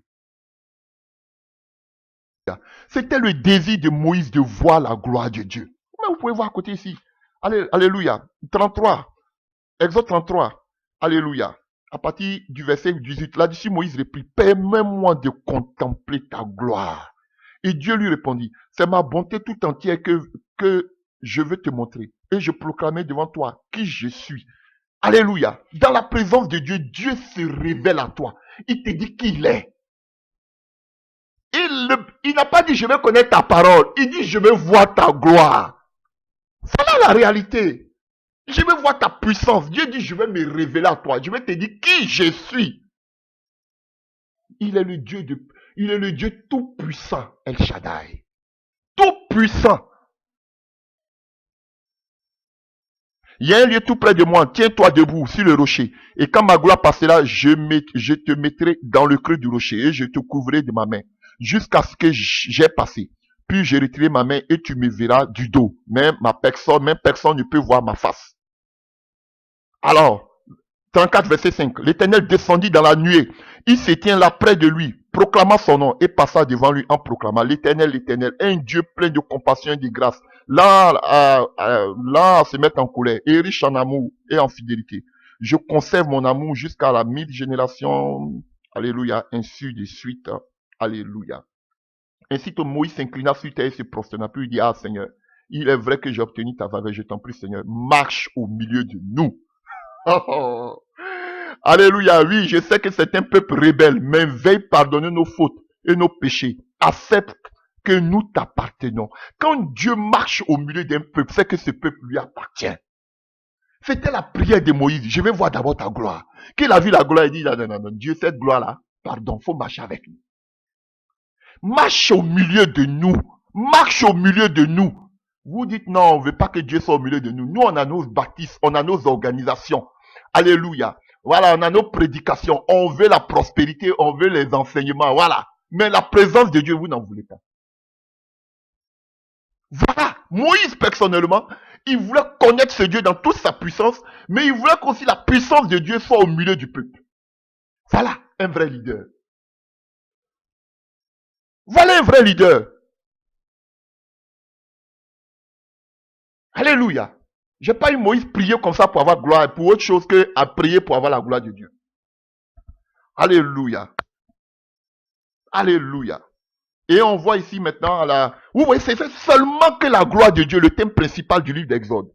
Exode 34, à partir du verset 33. Quand il fut terminé de leur parler, il se couvrit le visage d'un voile. Lorsqu'il se rendait devant l'Éternel pour s'entretenir avec lui, il ôta le voile, jusqu'à ce qu'il ressorte de la tente. À sa sortie, il communiquait aux Israélites les ordres qu'il avait reçus. Les Israélites voyaient que la peau du visage de Moïse rayonnait. Puis, Moïse remettait le voile sur son visage, jusqu'à ce qu'il retourne s'entretenir avec l'Éternel. Frère, c'est la même image que nous avons vue tantôt avec, Alléluia, avec Étienne. Quand il voyait le visage d'Étienne, son visage ressemblant au visage d'un ange. Et puis, qu'est-ce qu'on dit d'Étienne? Étienne était un homme rempli de la puissance de Dieu. Tu ne vis plus pour toi. L'Esprit de Dieu te dirige. Voilà pourquoi tous ceux qui sont dirigés par l'Esprit de Dieu sont enfants de Dieu. Sont fils de Dieu. Alléluia. Vous voyez, c'est la même image. La puissance de Dieu. Et ici, on a vu que Moïse pouvait faire des miracles. Dieu pouvait faire des miracles par Moïse. Alléluia. Parce que Moïse était rempli de la présence de Dieu. De la même manière aussi, on voit qu'Étienne était rempli de la puissance de Dieu. On voyait que Dieu faisait des miracles et des prodiges par qui? Par Étienne. Où sont ces Étienne aujourd'hui? C'est pas qui a commencé, qui a 20 ans de ministère, qui a 10 assemblées, qui a 100 assemblées. Où sont les Moïse d'aujourd'hui remplis de la puissance de Dieu? On ne dit pas remplis d'enseignement, remplis de la puissance de Dieu comme les Étienne. Où sont-ils ces leaders? Un leader doit être loin de la puissance de Dieu, pas de la parole. Si tu as la présence de Dieu, vous dites sanctification, vous me faites trop rire. La présence de Dieu te poussera à vivre dans la sanctification parce que si tu as la présence de Dieu en toi, que tu veux vivre mal, c'est même pas un homme, c'est le Saint-Esprit, Dieu lui-même qui va te régler. Voilà. Dieu, la puissance de Dieu était dans la vie de Moïse. Le jour que Dieu a dit parle à la pierre qu'il allait taper, Dieu dit tu ne rentres pas. Le même Dieu qui s'est révélé à Moïse, par sa puissance qui faisait des miracles. Le jour que Moïse a péché, Dieu l'a frappé. Il dit tu rentres pas dans la terre promise. Dieu dit, viens, mets-toi sur la montagne, regarde. Parce que le Saint-Esprit est au contrôle. Voilà. Mais aujourd'hui, vous voulez faire de votre propre chair, chercher les boucs émissaires, voir qui. Si quelqu'un a le Saint-Esprit, c'est ça que j'ai dit, vous dire actuellement là. Dieu est en train de les exposer sur les réseaux sociaux, regardez. Ça fait même pas plus de 2 ans, 3 ans. Dieu expose d'autres mecs qui ont bien commencé, qui ont mal terminé. Dieu expose les faux à la vue de tout le monde. C'est ça l'Esprit de Dieu. Donc, vous êtes en train de faire, ça devient de la religiosité, des rites que faisaient les Israélites pour avoir la sainteté. Je suis saint, je ne trompe pas ma femme, je suis fidèle, je suis ceci. Mon ami, tu as le Saint-Esprit en toi, tu dis que tu as le Saint-Esprit en toi, mais Dieu même va t'humilier, je te dis la vérité, il va te tailler. Si vous voyez les gens aujourd'hui là, c'est parce qu'ils n'ont pas l'Esprit de Dieu, mais quelqu'un qui a l'Esprit de Dieu. Ah frère, si Dieu même peut t'humilier, même pour que tu puisses te relever demain, il va le faire. C'est ça la vérité. Le Saint-Esprit corrige correctement. Voilà, c'est ça qui est la vérité. Et je vous ai dit que le thème principal du livre d'Exode, c'est la présence de Dieu. Alléluia. Ce livre commence par la présence de Dieu et ce livre finit par la présence de Dieu. Alléluia. Vous allez voir maintenant que la conclusion, le sommet, le livre d'Exode se termine, alléluia, par l'installation de la gloire divine. Dieu manifeste sa présence dans le tabernacle, pendant que la nuée recouvre la tente. Alléluia. Chers frères et sœurs, vous voyez, c'est le sommet, le chapitre 34, le dernier livre d'Exode, et 40, pardon, Exode 40. C'est là, vous avez vu, Exode 40 à partir du verset 34. Vous allez voir ici dans Exode 40, verset 1, on parle de l'installation et la consécration du tabernacle. Vous allez voir, on parle des vêtements, verset 30, chapitre 39, tout. Verset chapitre 40, on parle de l'installation de la consécration du tabernacle. On parle de la consécration d'Aaron et ses fils. Moïse, à partir du verset 16 du chapitre 40, on parle de Moïse installe le tabernacle. Alléluia. Et vous allez voir maintenant à partir du verset 34 de Exode 40. C'est à partir de là que finit le livre d'Exode. Et le thème ici, c'est l'Éternel est au milieu de son peuple. Voici le thème, la terminologie du livre d'Exode. L'Éternel est au milieu de son peuple. C'était le désir de Dieu d'habiter au milieu de son peuple. Et à la fin, dans le livre d'Exode, on voit que la présence de Dieu était effectivement au milieu du peuple. Lisons le chapitre 34 de Exode 40. La nuée enveloppa la tente de la rencontre et la gloire de l'Éternel remplit le tabernacle. Moïse ne pouvait plus pénétrer dans la tente de la rencontre parce que la nuée reposait sur elle et que la gloire de l'Éternel remplissait le tabernacle. À partir de ce moment-là et pendant toutes les pérégrinations, les Israélites se mettaient en route. Quand la nuée s'éleva, dit oh, merci Seigneur. Merci Seigneur pour ta présence. Mais aussi longtemps, j'étais où? À partir de ce moment-là, et pendant toutes les pérégrinations, les Israélites se mettaient en route. Quand la nuée s'éleva du dessus le tabernacle, mais aussi longtemps qu'elle resta en place, ils ne bougeaient pas et attendaient pour continuer leur route, qu'elle s'élève de nouveau, car la nuée de l'Éternel couvrait le tabernacle. Pendant le jour et pendant la nuit, le feu brûlait dans la nuée. Elle était ainsi visible pour tous les Israélites. Et il en fut ainsi tout au long de les pérégrinations. Ou bien si vous voulez, pèlerinage, si vous voulez. Ou bien de les marches. Vous avez vu?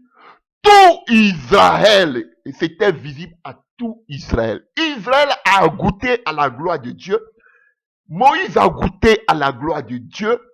Josué et les anciens ont goûté à la gloire de Dieu. Tout le peuple de Dieu, On dit que la présence de Dieu était au milieu de son peuple durant toute leur traversée du désert. Durant toutes les marches du désert de l'Égypte jusqu'à dans la terre promise. La présence de Dieu était là. Mais dites-moi aujourd'hui, Église, frères et sœurs chrétiens, comment veux-tu faire ta marche chrétienne sans la présence de Dieu dans ta vie qui se manifeste quotidiennement? Comment? C'est pas sainteté, c'est pas enseignement, c'est bon, mais c'est pas tout. La première des choses que Moïse cherchait au milieu du peuple, dans l'assemblée d'Israël, c'était la présence de Dieu. La sainteté venait. Il faut être saint. Je ne dis pas qu'il ne faut pas être saint. Je n'encourage pas la débauche. La sainteté est démise. La présence de Dieu. Mais vous avez amené des veaux d'or dans l'église. Vous avez amené un feu étranger dans l'église.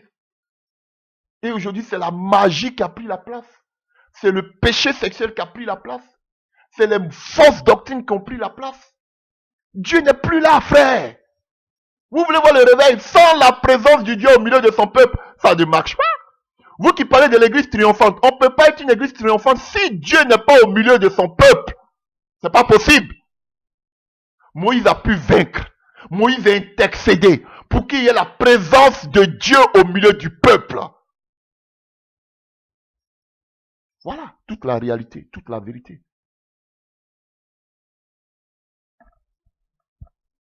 Pour finir maintenant, nous allons voir l'accomplissement de tout ce que nous venons dire d'Exode dans le Nouveau Testament. Parce que ça préfigurait la venue de Christ. Alléluia. C'était l'image des choses à venir. Alléluia. Chers frères et sœurs. Donc, pour beaucoup de prophètes, alléluia, de l'Ancien Testament, l'esclavage en Égypte, alléluia, c'était une image pour la libération plus grande, alléluia, de toute l'humanité. Isaïe nous en parle. Isaïe 11, verset 11. Isaïe 4, verset 5, il y a beaucoup. Zacharie aussi nous en parle. Dans Zacharie 10, verset 8 à 12. Osée 2, verset 16. Il y a beaucoup de prophètes qui parlent de cela. Vous savez que qui parle d'Isaïe parle du 5e évangile. Donc, frère, c'est une image. Dieu nous a enlevé de l'esclavage du péché. Voilà. Donc, de l'esclavage du péché. Alléluia. Comme dit Michée en particulier. Alléluia. L'exode est une préfiguration de la libération de l'esclavage du péché. Michée 7, verset 14 à 15. Alléluia. Donc, on voit aussi dans le Nouveau Testament que Jésus-Christ, c'est lui l'agneau qui a été immolé le jour de la Pâque pour libérer le peuple du péché. Vous voyez qu'on devait prendre le sang de l'agneau pour même s'il est porte, n'est pas que l'ange de la mort puisse venir. Donc, c'était, et voilà pourquoi Jésus-Christ est mort le jour de la Pâque. Alléluia. Frère, alléluia. Le lendemain, c'était la Pâque. Donc, vous voyez, il est mort. C'est de la même manière on devait offrir. Et Jésus, et à partir de là, lorsque le sang, la libération du peuple d'Israël était le début du calendrier. Alléluia. Chez les Hébreux. Donc, vous voyez, la Pâque, frère, chers frères et sœurs, c'était le commencement de toute chose. Eux, c'était pour les préserver de la mort. Nous, aujourd'hui, c'est pour nous préserver du péché. Pour nous délivrer du péché. Alléluia. Chers frères et sœurs, et vous pouvez voir ça dans le livre de 1 Corinthiens 5, verset 7, Apocalypse 5, verset 6, voici l'agneau, Jean 1, verset 29. Vous pouvez lire ça là-bas. Alléluia. Et dans le sang de Jésus-Christ, nous avons une nouvelle alliance qui a été conclue.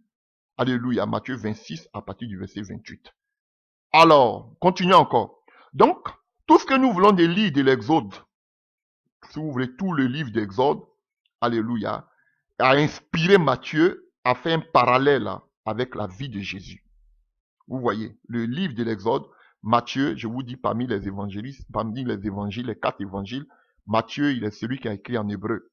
Donc, Matthieu, alléluia, prend l'Exode et il fait une parallèle, alléluia, avec la vie de Jésus, qu'il présente comme étant le nouveau Israël. Alléluia.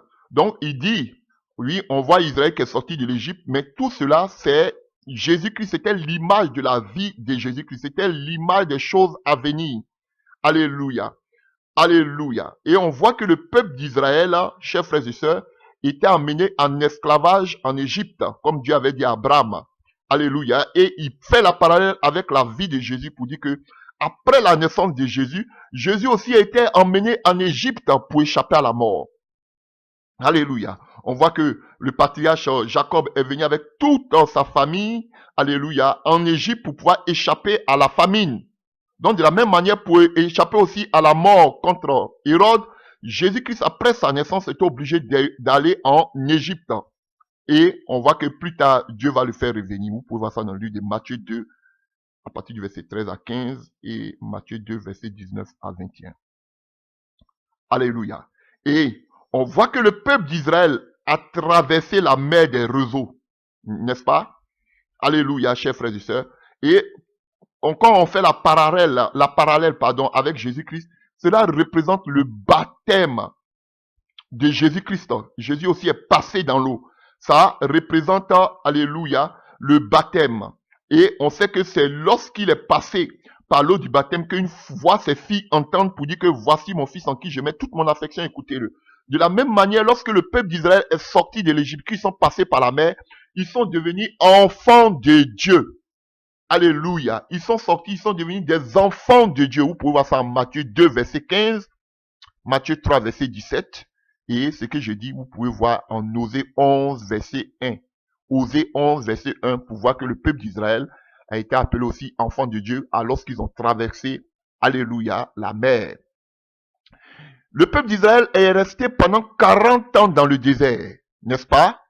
Qui correspond aussi, qu'on appelle aux 40 ans, alors qui correspond aussi aux 40 jours de Jésus-Christ, alléluia, que vous pouvez voir dans le livre de Matthieu 4, à partir du verset 1, alléluia, alléluia, ça correspond aussi aux 40 jours de jeûne de Jésus-Christ aussi dans le désert, alléluia. Et contrairement à Israël, on voit que Jésus a parfaitement été soumis à la parole de Dieu. Alors qu'Israël s'est rébellé contre la parole de Dieu. Alléluia. On voit que Moïse, il monte sur la montagne. Alléluia. Pour promulguer la loi de Dieu au Sinaï. En Matthieu 5, verset 1, vous pouvez voir ça. Alléluia. Vous voyez aussi que Jésus-Christ de Nazareth, alléluia, son premier message qu'il donne, alléluia, c'est sur une montagne qu'il va aller dispenser, alléluia. Vous pouvez voir ça en Matthieu 5, comme je l'ai dit. Là, on voit aussi de la même manière que Moïse a reçu la loi sur une montagne, la première des choses, la première fois que Jésus aussi a commencé à annoncer la parole, c'était sur une montagne. Alléluia. Et on voit que la manne et le rocher d'où jaillissait l'eau, deviennent aussi l'image de l'œuvre de Jésus-Christ de Nazareth. Que vous pouvez voir ça en Jean 6 et 1 Corinthiens 10, vous pouvez lire tout ça. Alléluia. Et maintenant, ce qui nous préoccupe, c'est la présence de Dieu. Ce que vous devez savoir, chers frères et sœurs, maintenant, pour l'Église, où se trouve la présence de Dieu? Où devons-nous chercher la présence de Dieu? La signification du tabernacle de l'Ancien Testament, dans l'Exode que nous avons vu, se trouve et se réalise en Christ, en Jésus-Christ. Alléluia. Et pour cela, nous pouvons le lire, un passage que vous connaissez tous, que je vais prendre. Alléluia.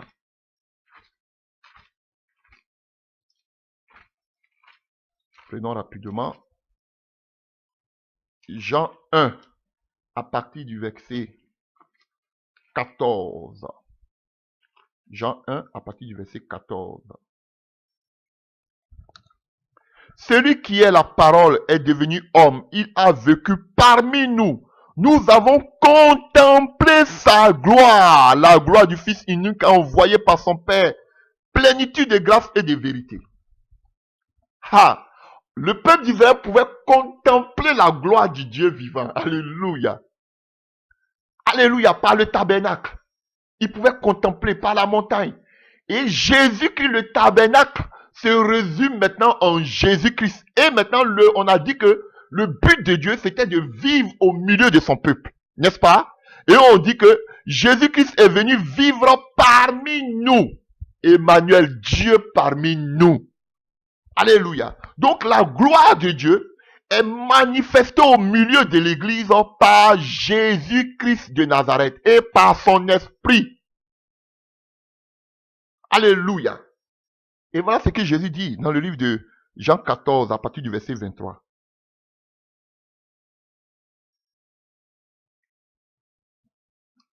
Partons à partir du verset 22. Jude, qu'il ne faut pas confondre avec Judas Iscariote, lui demanda, Seigneur, pourquoi est-ce seulement en nous que tu veux te manifester et non au monde?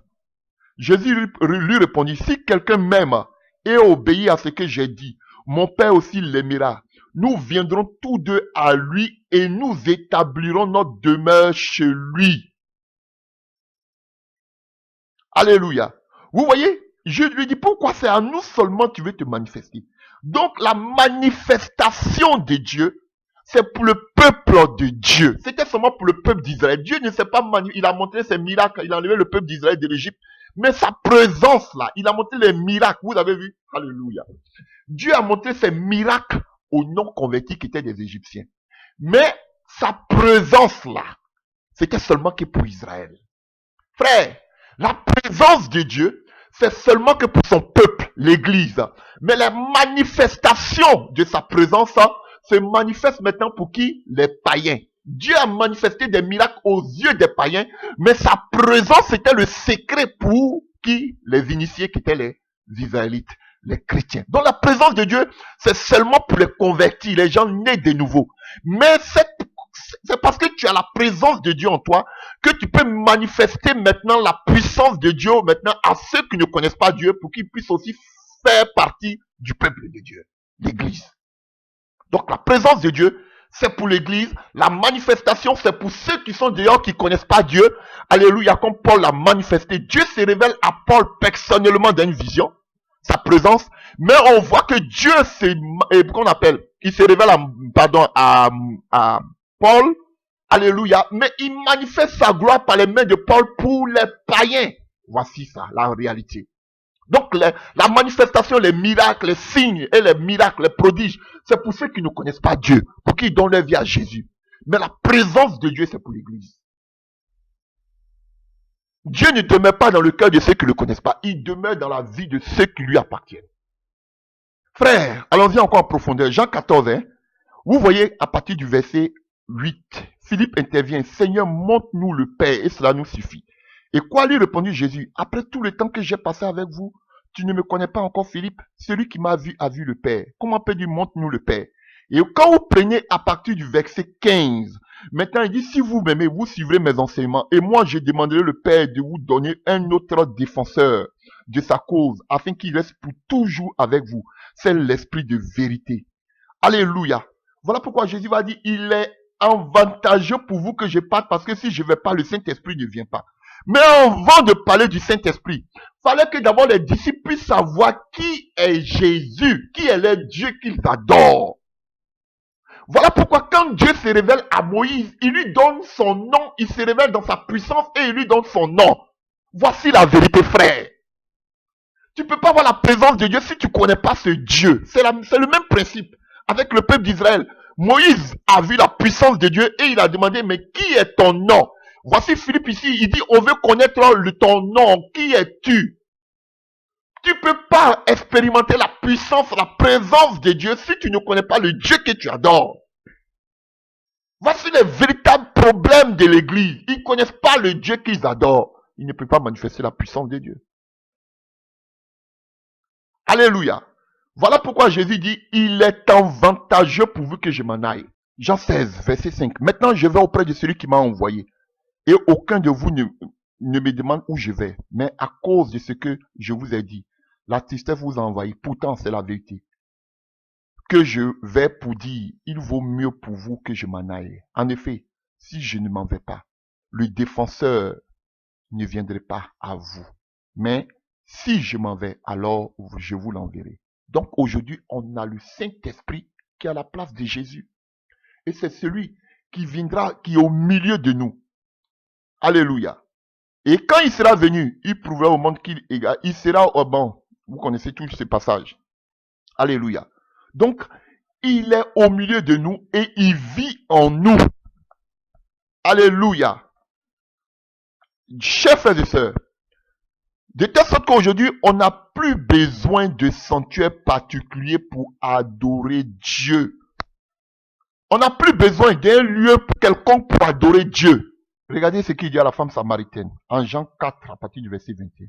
Crois-moi, lui dit Jésus, l'heure vient où il ne sera plus question de cette montagne ni de Jérusalem pour adorer le Père. Vous adorez ce que vous ne connaissez pas. Nous adorons ce que nous connaissons, car le salut vient du peuple juif. Mais l'heure vient, et elle est déjà là, où les vrais adorateurs adoreront le Père par esprit et en vérité. Alléluia. Voilà. Donc, les Israélites peuvent adorer Dieu. Alléluia, comme ils veulent. Mais c'est pas l'esprit. C'est-à-dire que c'est pas d'un lieu qu'on peut adorer Dieu. Dieu, on peut l'adorer partout. Son esprit est partout. Alléluia. Le roi de Dieu est partout. Le pneuma de Dieu est partout. Chers frères et sœurs. C'est ça la différence. Donc vous avez vu le but de Dieu, pour finir, c'était que le peuple de Dieu puisse habiter au milieu de son peuple. Alléluia. Et on voit tous ces gymnastiques que le peuple devait faire pour pouvoir entrer dans la présence. C'était Moïse seulement qui pouvait entrer. Alléluia. Mais aujourd'hui, frères, dans la nouvelle alliance, tout le monde a accès à la présence de Dieu par Jésus-Christ. Alléluia. Nous sommes devenus tous des prêtres. Alléluia. Et nous avons libre accès au trône de Dieu. Tout le monde peut entrer maintenant dans le tabernacle, où se trouve la présence véritable de Dieu. Tout le monde peut entrer maintenant dans le tabernacle qui est, alléluia, qui est en Jésus-Christ par son esprit. Hébreux 14 pour finir, Hébreux 4, à partir du verset 14. Ainsi, puisque nous avons en Jésus-Christ le Fils de Dieu un grand prêtre, parce qu'on sait que le prêtre pouvait entrer dans le lieu très saint, dans le tabernacle, une fois par année. Et Jésus-Christ, le grand prêtre, éminent qui a traversé les cieux, demeurons fermement attachés à la foi que nous connaissons comme vraie. En effet, nous n'avons pas un grand prêtre qui serait incapable de se sentir touché par nos faiblesses. Au contraire, il était tenté à tout point, comme nous le sommes, mais sans commettre de péché. Approchons-nous donc du trône de Dieu, de grâce, avec une pleine assurance. Là, Dieu nous accordera sa bonté et nous donnera sa grâce pour que nous soyons secourus au bon moment. Chers frères et sœurs, conclusion, chers frères et sœurs, Jésus-Christ de Nazareth, l'Esprit de Dieu, il a dit à la femme samaritaine, ce n'est plus à un lieu. Comme on a vu avec Moïse, ce n'est plus sur la montagne, ce n'est plus dans le tabernacle, chers frères et sœurs, ce n'est plus dans un temple. Comme Étienne l'a dit, que l'Esprit de Dieu se trouve. Pourquoi l'Église aujourd'hui a échoué? Parce qu'on s'est concentré sur les murs, sur les briques. Et je vous ai dit, alléluia, un indice pour qu'il y ait le réveil. C'est lorsque nous allons passer à la fête, vous voyez, on parle de la fête des tabernacles. La fête des tabernacles. Alléluia. Et la fête des tabernacles, il devait se bâtir des endroits, alléluia, comme ça, des endroits pour penser, alléluia, à toutes ces difficultés, à toutes ces années passées dans le désert. Alléluia, la fête des tabernacles. Frère, et on voit qu'ici maintenant, l'image des tabernacles, c'est en Jésus-Christ. Jésus-Christ est le nouveau tabernacle et de par son esprit. Chers frères et sœurs, tant que vous ne quittez pas dans les tabernacles comme au temps de Moïse, alléluia, qui représentait des lieux où on devait faire, on devait avoir la présence de Dieu. Tant que vous ne quitterez pas dans cet ancien système, on ne verra jamais le réveil. Libérez vos lieux que vous appelez lieux de prière, temples et autres. C'est l'ancien tabernacle. Nous sommes maintenant dans le nouveau tabernacle en Jésus-Christ par son esprit. C'est une condition sine qua non fondamentale pour que nous puissions voir le réveil. Que l'Église sorte des temples. Que nous brisons toutes nos barrières dénominationnelles. Que nous sortons, nous arrêtons de mettre confiance au temple, dans la constitution des temples. Croyant que c'est dans ces lieux-là que la présence de Dieu est. On va commencer maintenant après les 40 jours de jeûne. Alpha 50, alpha 120, alpha 10 000. Ça n'amènera pas la présence de Dieu dans ces lieux-là. Alléluia. C'est pas vos jeunes prières dans ces lieux embellis des cinémas que Dieu va descendre sa présence. Non, il n'est plus. Jésus va sur sa parole. Il dit ce n'est plus sur une montagne, ce n'est plus à Jérusalem, ce n'est plus dans un lieu qu'on va recevoir de sa présence. Il est au milieu de nous. Si nous l'invoquons, il va se manifester. Il dit demandez. Vous qui savez donner de bonnes choses à vos enfants. Si vous demandez le Saint-Esprit, à Dieu, il ne va pas vous donner.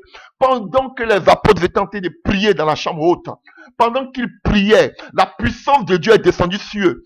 Même image comme, oh, alléluia, chers frères et sœurs, sur la montagne avec le peuple d'Israël. On a attendu un vent impétueux. Chers frères et sœurs, lorsque nous allons commencer à prier, chercher la présence, nous sommes dans la présence de Dieu. Il n'y a pas un lieu où tu peux chercher la présence de Dieu. Mettons-nous en prière. Jésus nous a envoyé le Saint-Esprit. Partout que tu sois, même dans tes toilettes, dans ta chambre à coucher, dans ton salon, dans la forêt, où que tu sois, ce n'est plus un lieu où on peut recevoir le Saint-Esprit. Partout nous pouvons recevoir le Saint-Esprit. Arrêtez d'être des idolâtres, pensant que c'est en partant en Jérusalem, en faisant des baptêmes dans le Jourdain, en allant, alléluia, mettre qu'on appelle un sujet de prière dans le mur, qu'on appelle une brèche du mur de lamentation, ou en allant sur la montagne comme au Congo, que vous pouvez avoir la puissance de Dieu. Tout ça, c'est du pipeau, frère. L'Esprit de Dieu est là. Frère, on peut chercher la présence de Dieu partout. C'était le désir de Moïse, qu'il puisse être rempli de la puissance de Dieu, qu'il puisse voir la gloire de Dieu, et que Dieu aussi soit au milieu du peuple d'Israël. Mais aujourd'hui, ces révélants que nous avons, eux, ce sont eux qui doivent chercher la présence de Dieu, et le peuple ne doit pas bénéficier de la présence de Dieu. Vous allez attendre des faux pasteurs vous dire que vous connaissez Dieu, ou si vous voulez aller à Dieu, passez par moi. Ils sont dans l'ancienne alliance. Aujourd'hui, tout le monde a accès. Frère, Église, vous voulez voir le réveil? Frère, nous devons demander la présence de Dieu au milieu de son peuple. Alléluia. Mais tant que la parole de Dieu est claire, Dieu ne siège pas dans les murs, dans les choses faites de main d'homme, dans les choses humaines. On doit adorer Dieu en esprit, en vérité. Frère, brisez vos barrières. Arrêtez de chercher à bâtir des temples pour votre propre personnalité, votre image, votre propre ego. Dieu n'est pas dans ces lieux. C'est pas les jeunes qui vont attirer la présence de Dieu. Non, dans ces lieux. Dieu est dehors. Il est en dehors de vos temples. Il est en dehors de votre système. Alléluia. L'église a besoin de sa présence. Frère, on a besoin de la présence de Dieu. Chers frères et sœurs, vous voulez voir le réveil. Invoquons la présence de Dieu. Invoquons la présence de Dieu au milieu de l'église, chers frères et sœurs. Et sortons de nos barrières dénominationnelles. Sortons, enlevons le veau d'or du milieu de nous. C'est la construction de vos bâtiments. C'est les fausses doctrines. C'est le péché. C'est la magie dans l'église. Frère, Jésus-Christ n'a que fait de tout cela. Voilà pourquoi l'église est plongée dans la mort spirituelle. Vous dites que l'église est triomphante? Que Jésus-Christ vous bénisse. Amen.